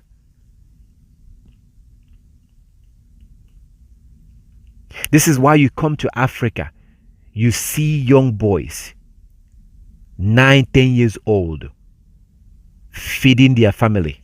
I know this may sound like crazy to you. You see young boys, 9, 10 years old, 11 years old, feeding their family, providing for their family. When I mean their family, I mean they're providing for their siblings and their mother. Because these young men, at a young age, their mother will send them out and they'll go sell stuff. They will go sell vegetables, or they will sell bananas or granite. In the morning, they will go out and go sell these things and come back in the evening. That's what they do. If you walk the streets of Africa, you see this.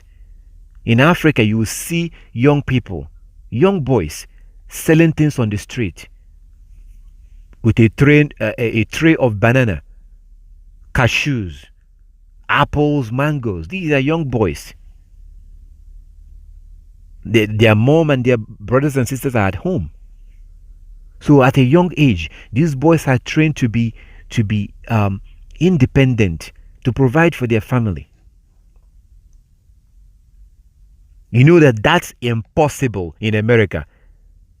They will arrest you and put you in jail for a long time, and they will take that your son and give him to some homosexual as a foster parent.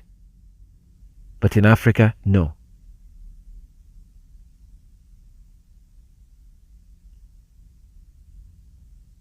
And oftentimes these young people will go on.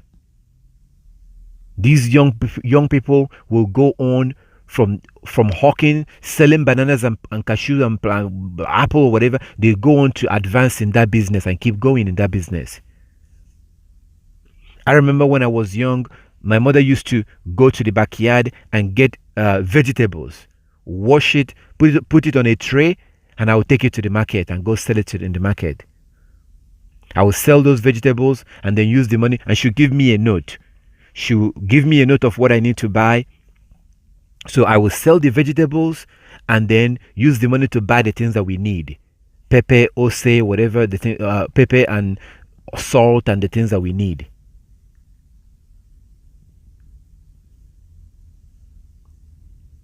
So these are things that we have to do.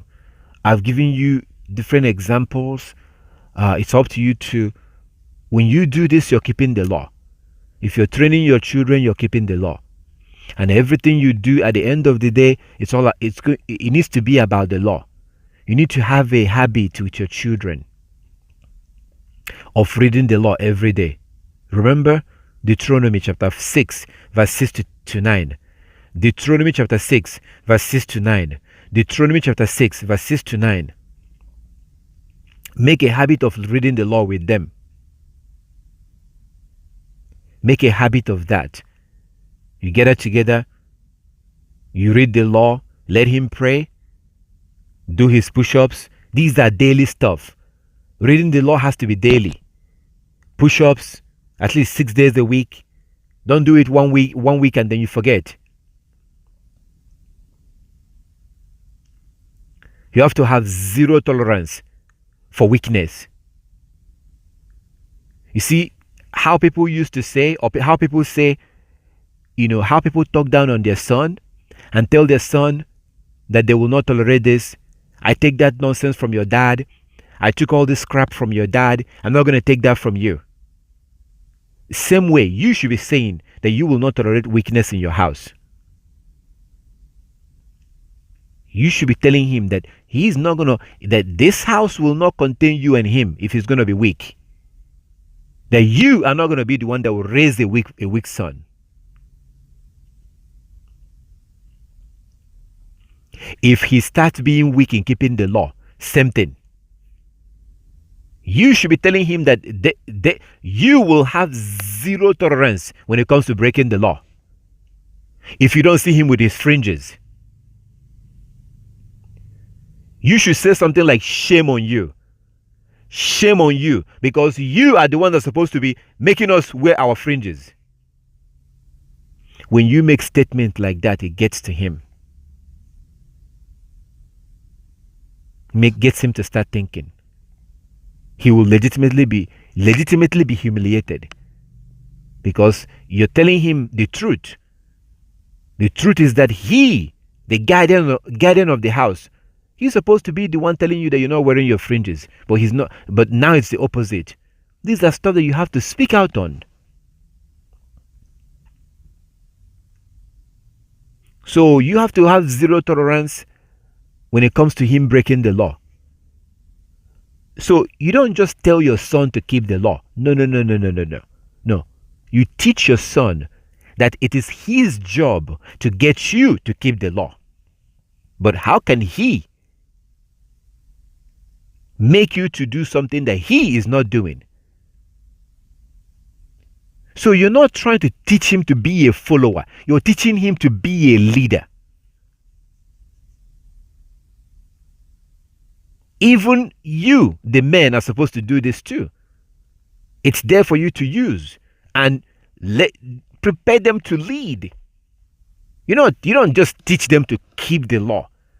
You need to let him, because he is a Hebrew, he needs to understand that it is his responsibility to serve the Most High and to get you to keep the law. So it's always important to point out the fact that it's not only a problem that he is breaking the Sabbath or doing something he's not supposed to do on the Sabbath or lying or whatever he's doing against the law. It's not okay to just point that out. You have to actually let him know that not only is he supposed to be doing this law, that he is supposed to be encouraging you to do it. He is supposed to be teaching it.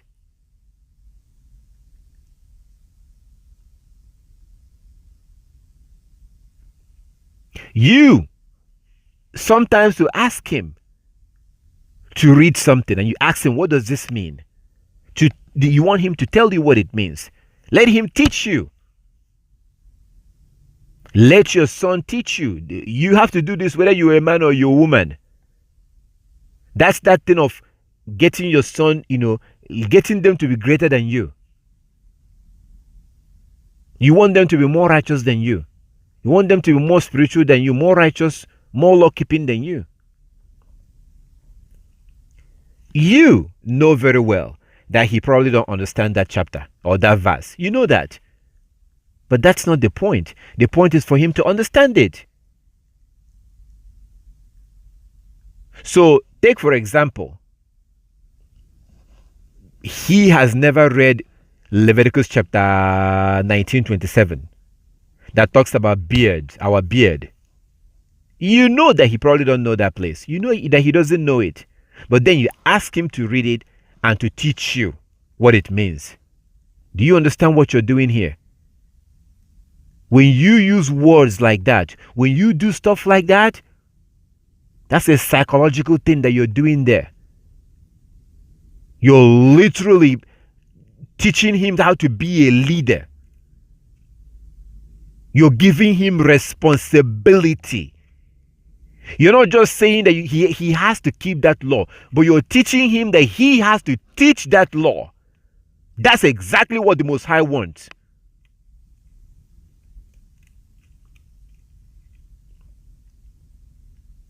So what happens when you tell a boy, 10 years old or whatever his age is, a boy that has never seen Leviticus 19:27? What happens when you ask them to read it and then you say to them to teach you what it means? All of a sudden, their thinking, their mentality, their demeanor, the way they look, everything will just change. Because it's like you lifted them up and you put them in a driver's seat and you give them a key. And you put a key on the ignition and you start the car and you put the car on gear and you tell them to drive. You just put them in a seat of responsibility. When you tell them to teach you that particular verse, I'm using that as an example. You can use any other chapter and verse you want. You should be doing this regularly. You should be doing this regularly. Regularly. You should be doing this. And for those of you that, if you live by yourself with your children and the father is not there, if you do these things that I'm telling you, it will help a lot. It will help a lot. Even though the man is not there to be in their life, if you do this, it's not going to be 100% the same as when the father is there. But if you're going to end up having a masculine boy, a real man,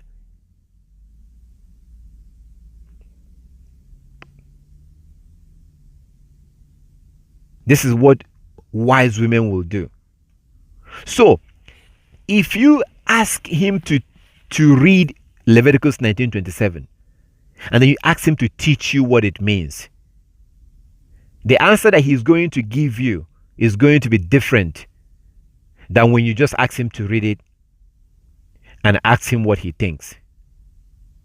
Because if you ask him to teach you what it means, and it's very important to use the word teach, to teach you what it means. See, now you're putting him in a different position, because now he's going to read it, and now he's going to tell you that it means to not shave your beard or not to destroy your beard. This is what every Hebrew parent needs to be doing. You should be reading the scriptures and making your son, or if you see something interesting in the Bible, let him read it and tell you what it means and teach you what it means. This is what you have to be implementing. And men have to be implementing this too. Because what is the goal here? The goal is to raise a righteous Hebrew young man. Build him up. Say certain things to him. Tell him the things that he can tolerate and the things that he should never tolerate. Like you see in Proverbs 31. You have to be pointing these things out. If you don't say it, nobody will say it. If you don't teach him, nobody will teach him. So you have to be telling him, okay, this is what you can tolerate. This is what you cannot tolerate. You can do this. I know you can. Yah's willing. I know you can do this. I know you can apply this. And you know something? When you do this, when you apply this, when you raise your children like this, you're keeping the law.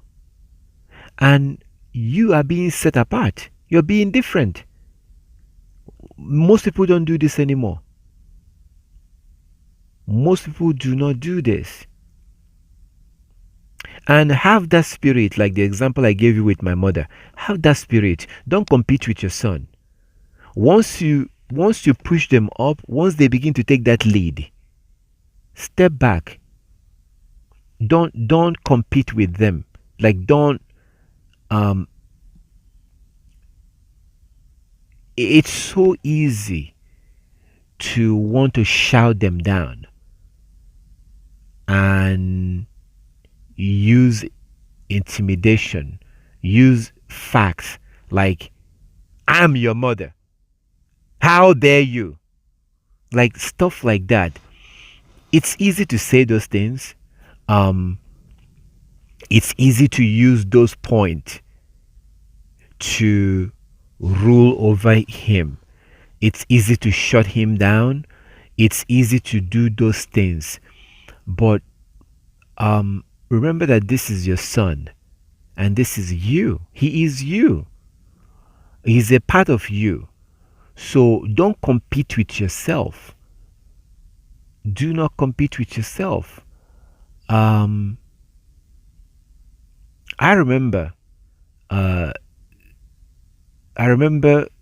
that's why I told you about balancing the line, walking a fine line.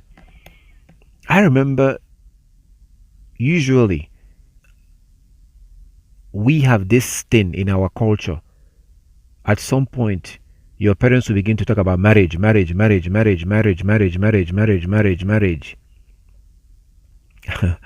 I remember when my mother when she began to tell me about marriage,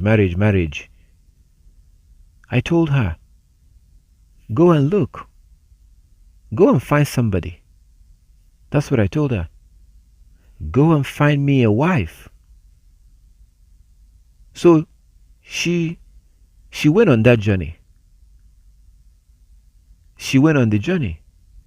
And she found she found her friend's daughter. She found her friend daughter, and she told me about it. I said, okay. And she got the information. And I spoke to the young lady, and she gave me, I spoke and I saw what I saw, and I kept what I saw in my mind. So I think a conversation came up, and I told her, this is what I saw. This girl, I saw her, I saw a picture of her, and the way she was, she took a picture with two men. She took a picture with two men, and that was the picture that I saw. And the way she was in that picture with those two boys, that was not a normal picture. That she was too comfortable with those two boys. So as soon as I said this, my mother said to me, she said, yeah, I know. I know exactly what you're about to say. So, and then she told me, well, I was with her mother, or her mother came to visit me, and or she came to visit me with her mother, and some guy came and took her in a bike, and I asked, who is the man or who is the guy? And they say, so basically the point I'm trying to make is that so after that she basically gave up. She gave up. So that's why I talk about the walking a fine line, trying to walk a fine line. Just because my mother is submissive to me or she's respectful to me or whatever, doesn't mean that I disrespect her. Because if I talk down on her, if I disrespect her, I'm not disrespecting her, I'm disrespecting the Most High. If I dishonor her, I'm dishonoring the Most High. And I know this because of the law. So it's a fine line that we have to walk. This is perfect. This is good. You see the balance that the Most High put there? See the balance that the Most High put there. So the Most High, made Hebrew women to act this way. But at the same time, the Most High put a protection. Just because you're doing these things and you're behaving this way towards your son, doesn't mean that your son will look down on you. Absolutely not. So when you teach them the law properly, they will see that they cannot dishonor you. That if they disobey you or dishonor you, they are basically dishonoring the Most High. They have to honor you. So it's a fine line that we walk. And it's when you do this, like I've told you, I've given you an example. I think I said to you that if I want to do something for my mother and my wife ever questions that, she will sleep outside for five days. I told you this. I'm going to throw her out. See, I can replace my wife. Like, you can replace a woman, your wife, but you cannot replace your mother. You only get one. And you only get one. I can marry 50 wives, but I can't have 50 mothers. I can have people that claim to be my mother.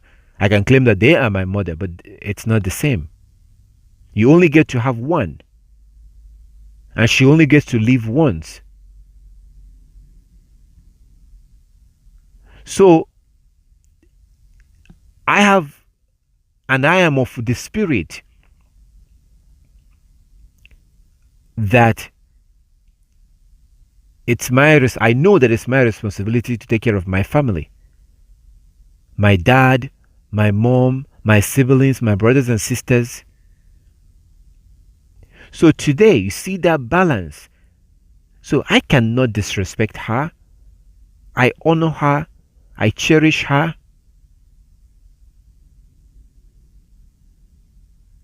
She hates asking me for money. She doesn't like doing it. Not in a bad way. No. When I say hate, I don't like, she doesn't like to bother me asking for things. So I am the one that I will just calculate, okay, it's been a while since I gave her money. Let me give her another money. So even when she's in need, even when she doesn't like asking.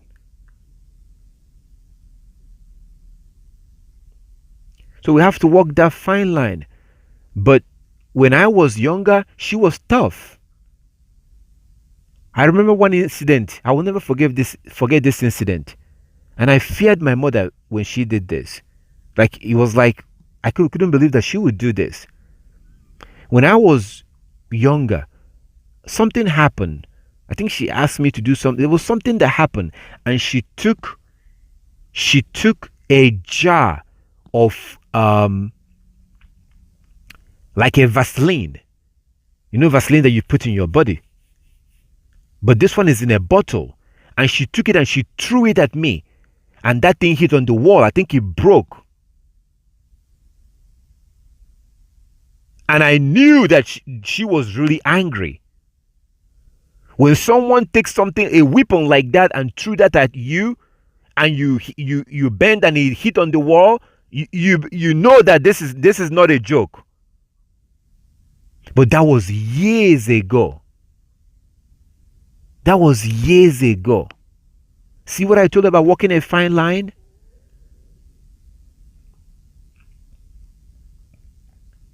So it's like when your child is riding a bicycle in the beginning. You're holding them, they can't stand on their own, and you're holding them, and eventually you have to let them go as they ride on that bicycle. So how did we get to a woman being so tough in the beginning when I was much younger? She was tough. How did we go from that to going to the point that even when she wants to do something, I can tell her, no, don't do it right now, and she will obey? How did we get to that?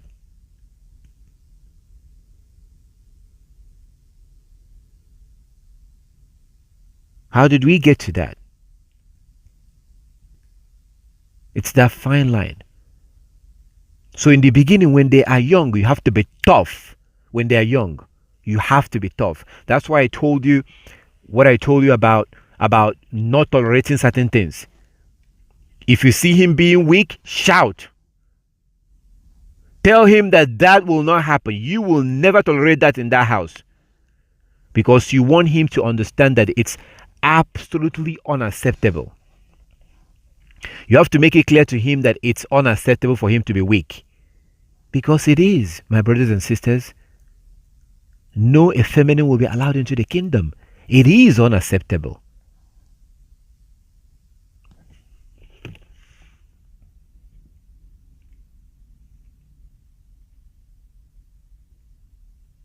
Like I was saying, that example I gave you with her taking something and throwing at me, that got my attention. That this happened years ago. But I still remember that incident. What could make this woman to take something like that and throw at me? So that's what I was telling you before the disconnection, that there are things that you cannot tolerate. Okay, so never ever allow him to become weak. So there's actually a point that you have to shame him. If you see him acting like a girl, crying or whatever, maybe you have daughters and and that brings me to your daughters too. That brings me to your daughter. I'm not going to go into your daughters today. We're going to deal with that some other time. But I'm talking about your daughters when it comes to your sons. Okay? you have to also educate you have to also let your daughter know that she is also supposed to submit to your son. It doesn't matter that she is the oldest. No, it doesn't matter. You have to pass this message along. It does not matter that she is the oldest. Because even though she is the oldest, in the sight of the Most High, your son is still the first son. There's a difference between a male and a female. I know what the Gentiles have told you. I know exactly, and we all know what white people told you. I'm not even going to get into that. But that's a lie. Your son and your daughter are not equal in the sight of the Most High. So while you are dealing with this situation and you have daughters, you have to also let them know.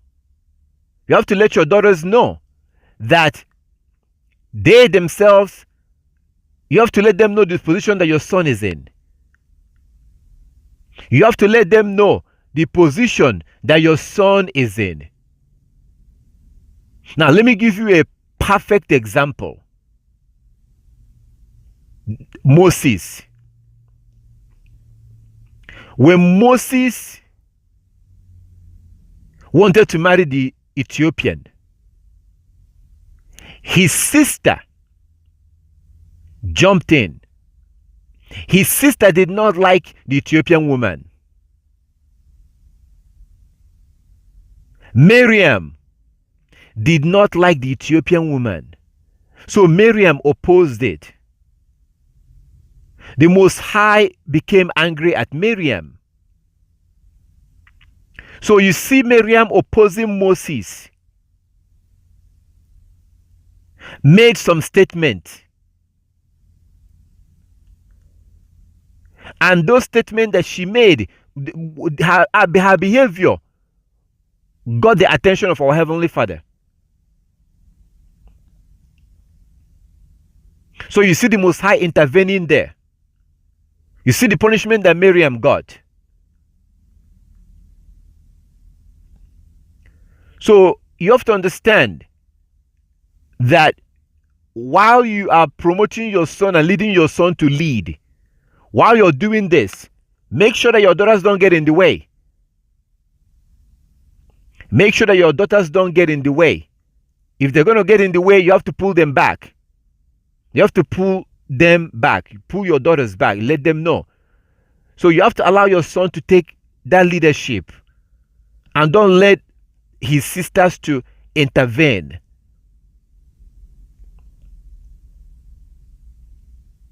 Say, for example, your daughters might be, your girls might be very righteous. Your girls might love the Most High. That's good. So let's say it's time to pray. Say it's time to pray. And your son is about to pray, but your daughter wants to pray too. You have to stop your daughter.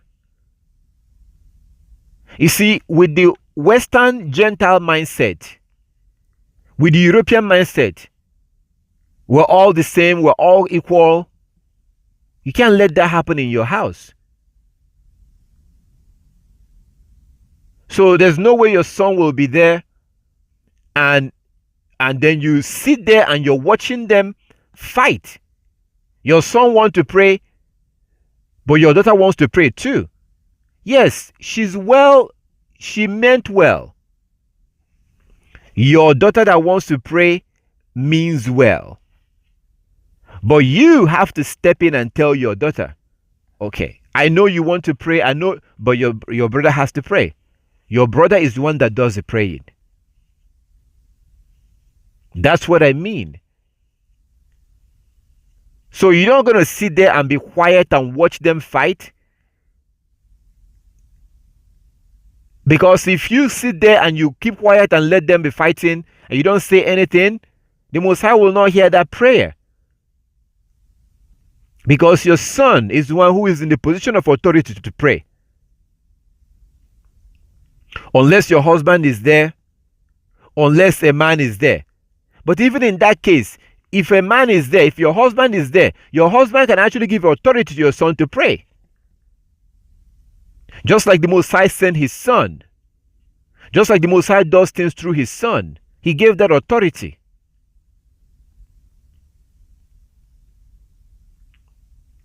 So that there will definitely be moments and situations where you're going to see your son trying to do certain things that you want him to do, take that leadership role, and there might be moments where there will be a fight between where you will have your daughter trying to get into the same situation or trying to do the same thing. That is where you have to step in and say, no, this is not your position. This is your brother's position. You are not supposed to do this. Your brother is supposed to do this. You have to actually say it out. You have to actually explain this to them and say it out to them. You have to actually present this to them or let her know. Let her know that she has her place. She has her position. This is how we used to be educated. That's how we used to be educated, but not anymore. So now we think like the Gentiles, as they like to quote the book of Galatians. There's neither male or female. There is neither Jew or Gentile. Okay. If you quote the book of Galatians that says that there is neither male or female, there is neither Jew or Gentile. So why do you have problem when a man dresses like a woman? I thought there is neither male or female, right? Why do those that quote Galatians that says that there is neither male or female, why do they have problem with men that dress like women? These same people that quote the book of Galatians, they are misquoting that place. These people that misquote the book of Galatians, that say that there is neither Jew or Gentile, there is neither male or female, these same people will never allow their son to dress like a woman. Why would you not let your son dress like a woman if you truly believe there is neither male or female? See, the lies, the deception, the misunderstanding of Christianity.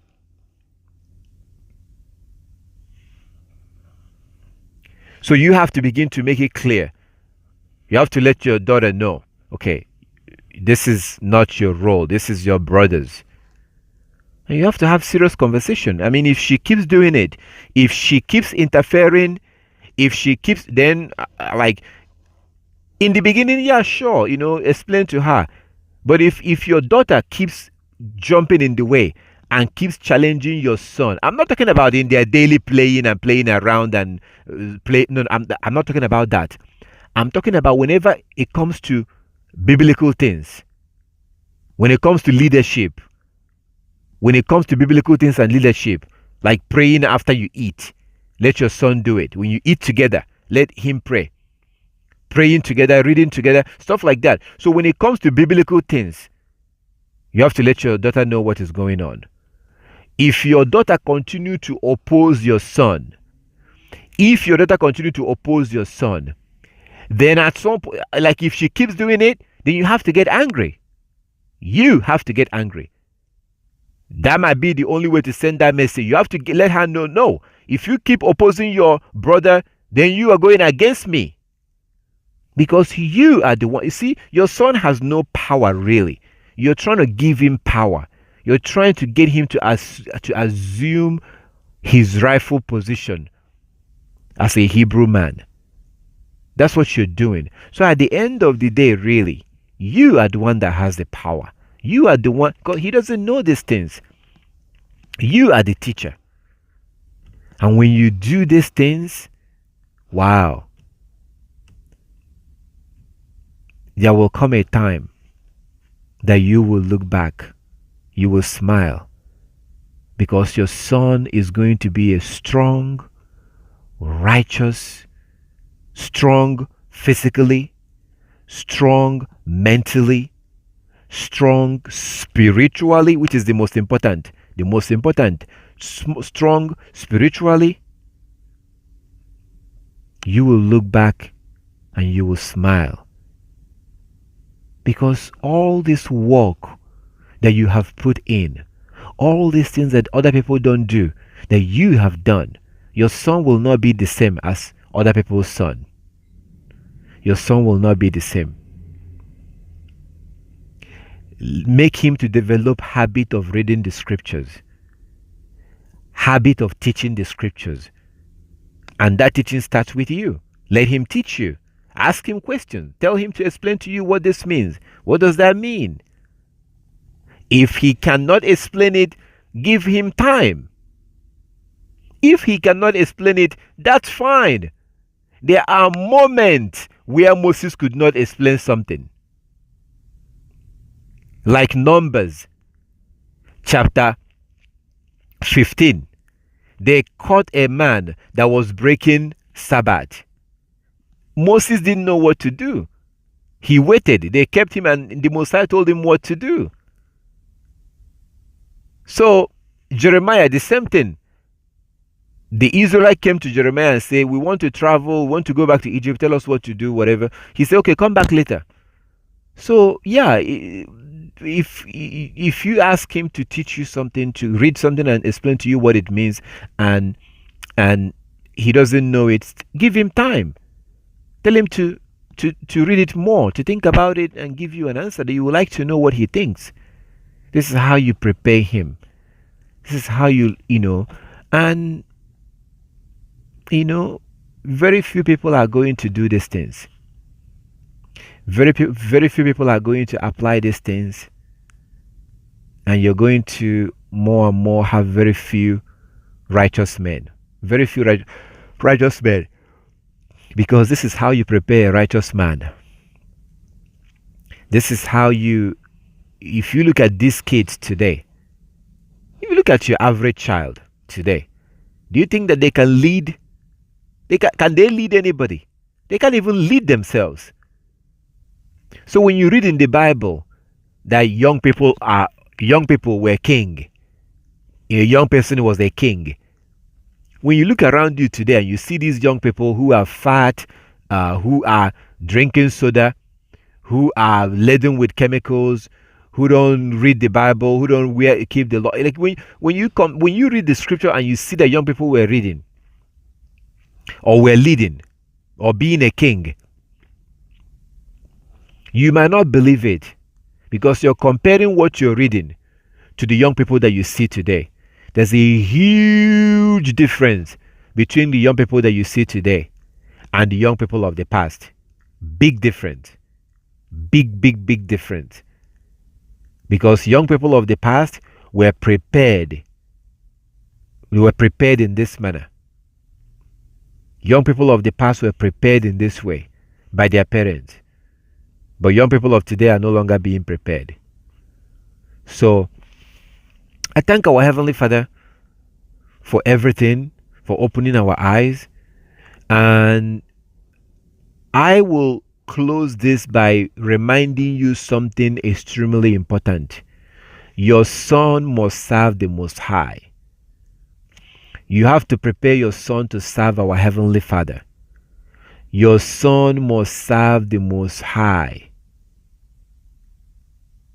I've explained this the other time. Let your son serve the Most High by first keeping the law and then teaching others. That teaching others can start with you, like I've already explained. He can start with teaching you. Let him share the law with others. You can print it out on a piece of paper and let him hand it over to people. Print out a chapter, give it to him, to hand to people and stuff like that. Print out interesting places that you like in the Bible. Places that talk about the law. Places that talk about the law, and give it to him to hand to people. We are supposed to serve the Most High. All Hebrew men, as you see in the book of Deuteronomy chapter 10, verse 12 and 13. Deuteronomy 10, 12, Deuteronomy chapter 10, Deuteronomy chapter 10, verse 12 and 13. We are supposed to serve the Most High. We must serve the Most High. We have to. So you have to teach him. It's not just living his life. It's not just eating, drinking, sleeping, or finding him a wife. He has to serve the Most High. You have to teach him this. And if he's in school, get him out of school. Let him learn a skill. Let him learn skill. Don't let him go to school. There are many things that he can learn today. Many things. Let him learn a skill. Find him a wife. It doesn't matter how old he is. As soon as he's ready, let him have a wife. You have to find him a wife at the younger, as young as possible.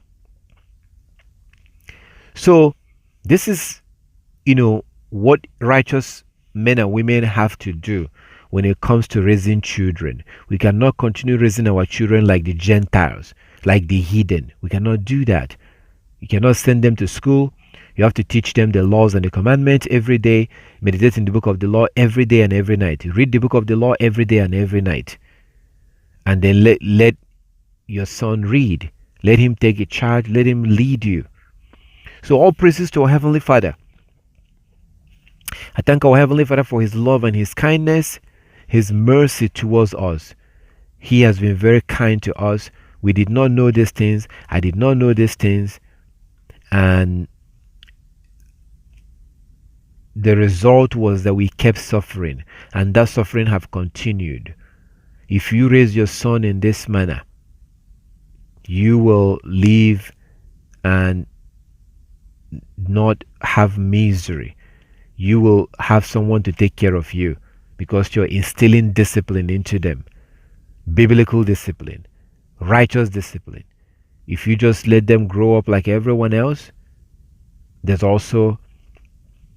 they grow up like everyone else, there's also consequences. That's why this matters a lot. And I am extremely grateful to our Heavenly Father that we now know these things. We now know this, like as I've told you in the past, due to this Hebrew culture. I told you, when I was building my house, when I was drawing the thing on a piece of paper, I was already being like, okay, this is going to be this room, this is going to be that room, this is going to be other room, this is going to be my mother's room. That's the way it's supposed to be. That is the way it's supposed to be. So this is all about disciplining your child, raising a disciplined child, rewarding them when they do right, when he behaves the right way, when he takes a lead. And you have to be talking about it too. Not just doing the things. I said to do a lot of things, but also talk. That's why the Most High said, talk about the law, talk about the law, talk about the law. Talk. Let him know that he's supposed to lead. Talk about it. Not once, not twice, regularly. Discuss it. Talk about it. Remind him his position, stuff like that. That's by this way you prepare a strong, righteous man, and you will reap the benefit in the end. So I thank our Heavenly Father. I give the Most High all the glory and all the honor for his love and his kindness. This is a special information for you, my brothers and sisters. It's for me, it's for all of us. It's for law keepers. This is not supposed to be, this is not meant for everybody. I don't want someone that breaks the law to succeed. I don't want someone that refuses to keep the law to succeed. So this is not for them. They will continue to live their life and raise their children like everyone else, and they will end up like everyone else. This is a precious information for my brothers and sisters who are keeping the law, because there are benefits to these things. There are health benefits. If your son is eating healthy, working out, exercising, he's going to be healthy. You don't have to be alive and deal with a son that have health issues. There is so much benefit in doing this. So all praises to our Heavenly Father. As always, you probably you listen to this online, Maybe you're listening to this online and you have questions. You have questions relating to this. You're more than welcome to contact me. For those that listen to this online and you have any question, you are more than welcome to contact me and ask your question. I will try my best to help as much as I can. I will try my best to help you with counsel, with advice, or however I can when it comes to raising your son. So right now we're focused on your son. Find him a wife. Betroth a girl to him. Find a wife for him. Do that. Don't let him commit sexual sin. The more you delay, like the young man that contacted me, the more you delay, before you realize it, your son will start watching porn on his phone. Before you realize it, he will start having sex with these random girls. Don't let that happen. Find him a wife. Find him a wife. As long as, find him a wife and arrange that. So I know that we live in a world where this is no longer being practiced that much. I understand that. So you might have questions or how to navigate this and how, feel free to contact me if you do have any question relating to this. So I give the Most High all the glory and all the honor. I thank our Heavenly Father for everything. I thank our Heavenly Father for opening our eyes. All praises to Him. I think we covered a lot today, so I'm going to leave it at this. We will go on to cover other things and cover about girls, same thing with girls, how to prepare your girls and stuff like that. But right now it's on your son. Please, my last plea for you, I'm going to plead with you. If you have your son in the school system, get them out. Don't let them go to school. Educate them yourself. Teach them how to read, how to write. I can help you with this. If you have any question on how to read and write, how to teach them how to read and write, I can get them out of the school system and educate these children yourself. Educate your son yourself. Get them out of that school system and teach them these things. Get them out. Find them a wife. Do this. This is very important.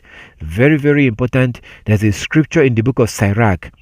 There's a scripture in the book of Sirach that says that although it was talking about girls, that if you find a husband to your daughter, then you've done the right thing. You've done the right thing. So same thing with your son.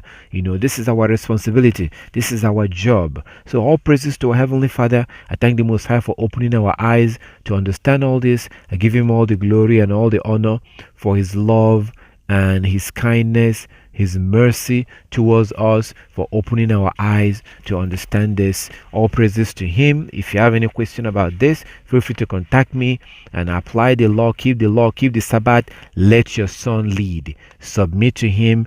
Of course, you've had everything, how to do this. Eventually, you let Him, you're teaching Him, and eventually you let Him take the lead. All praises to If you teach Him the law, because I know some people might be scared. You might be scared.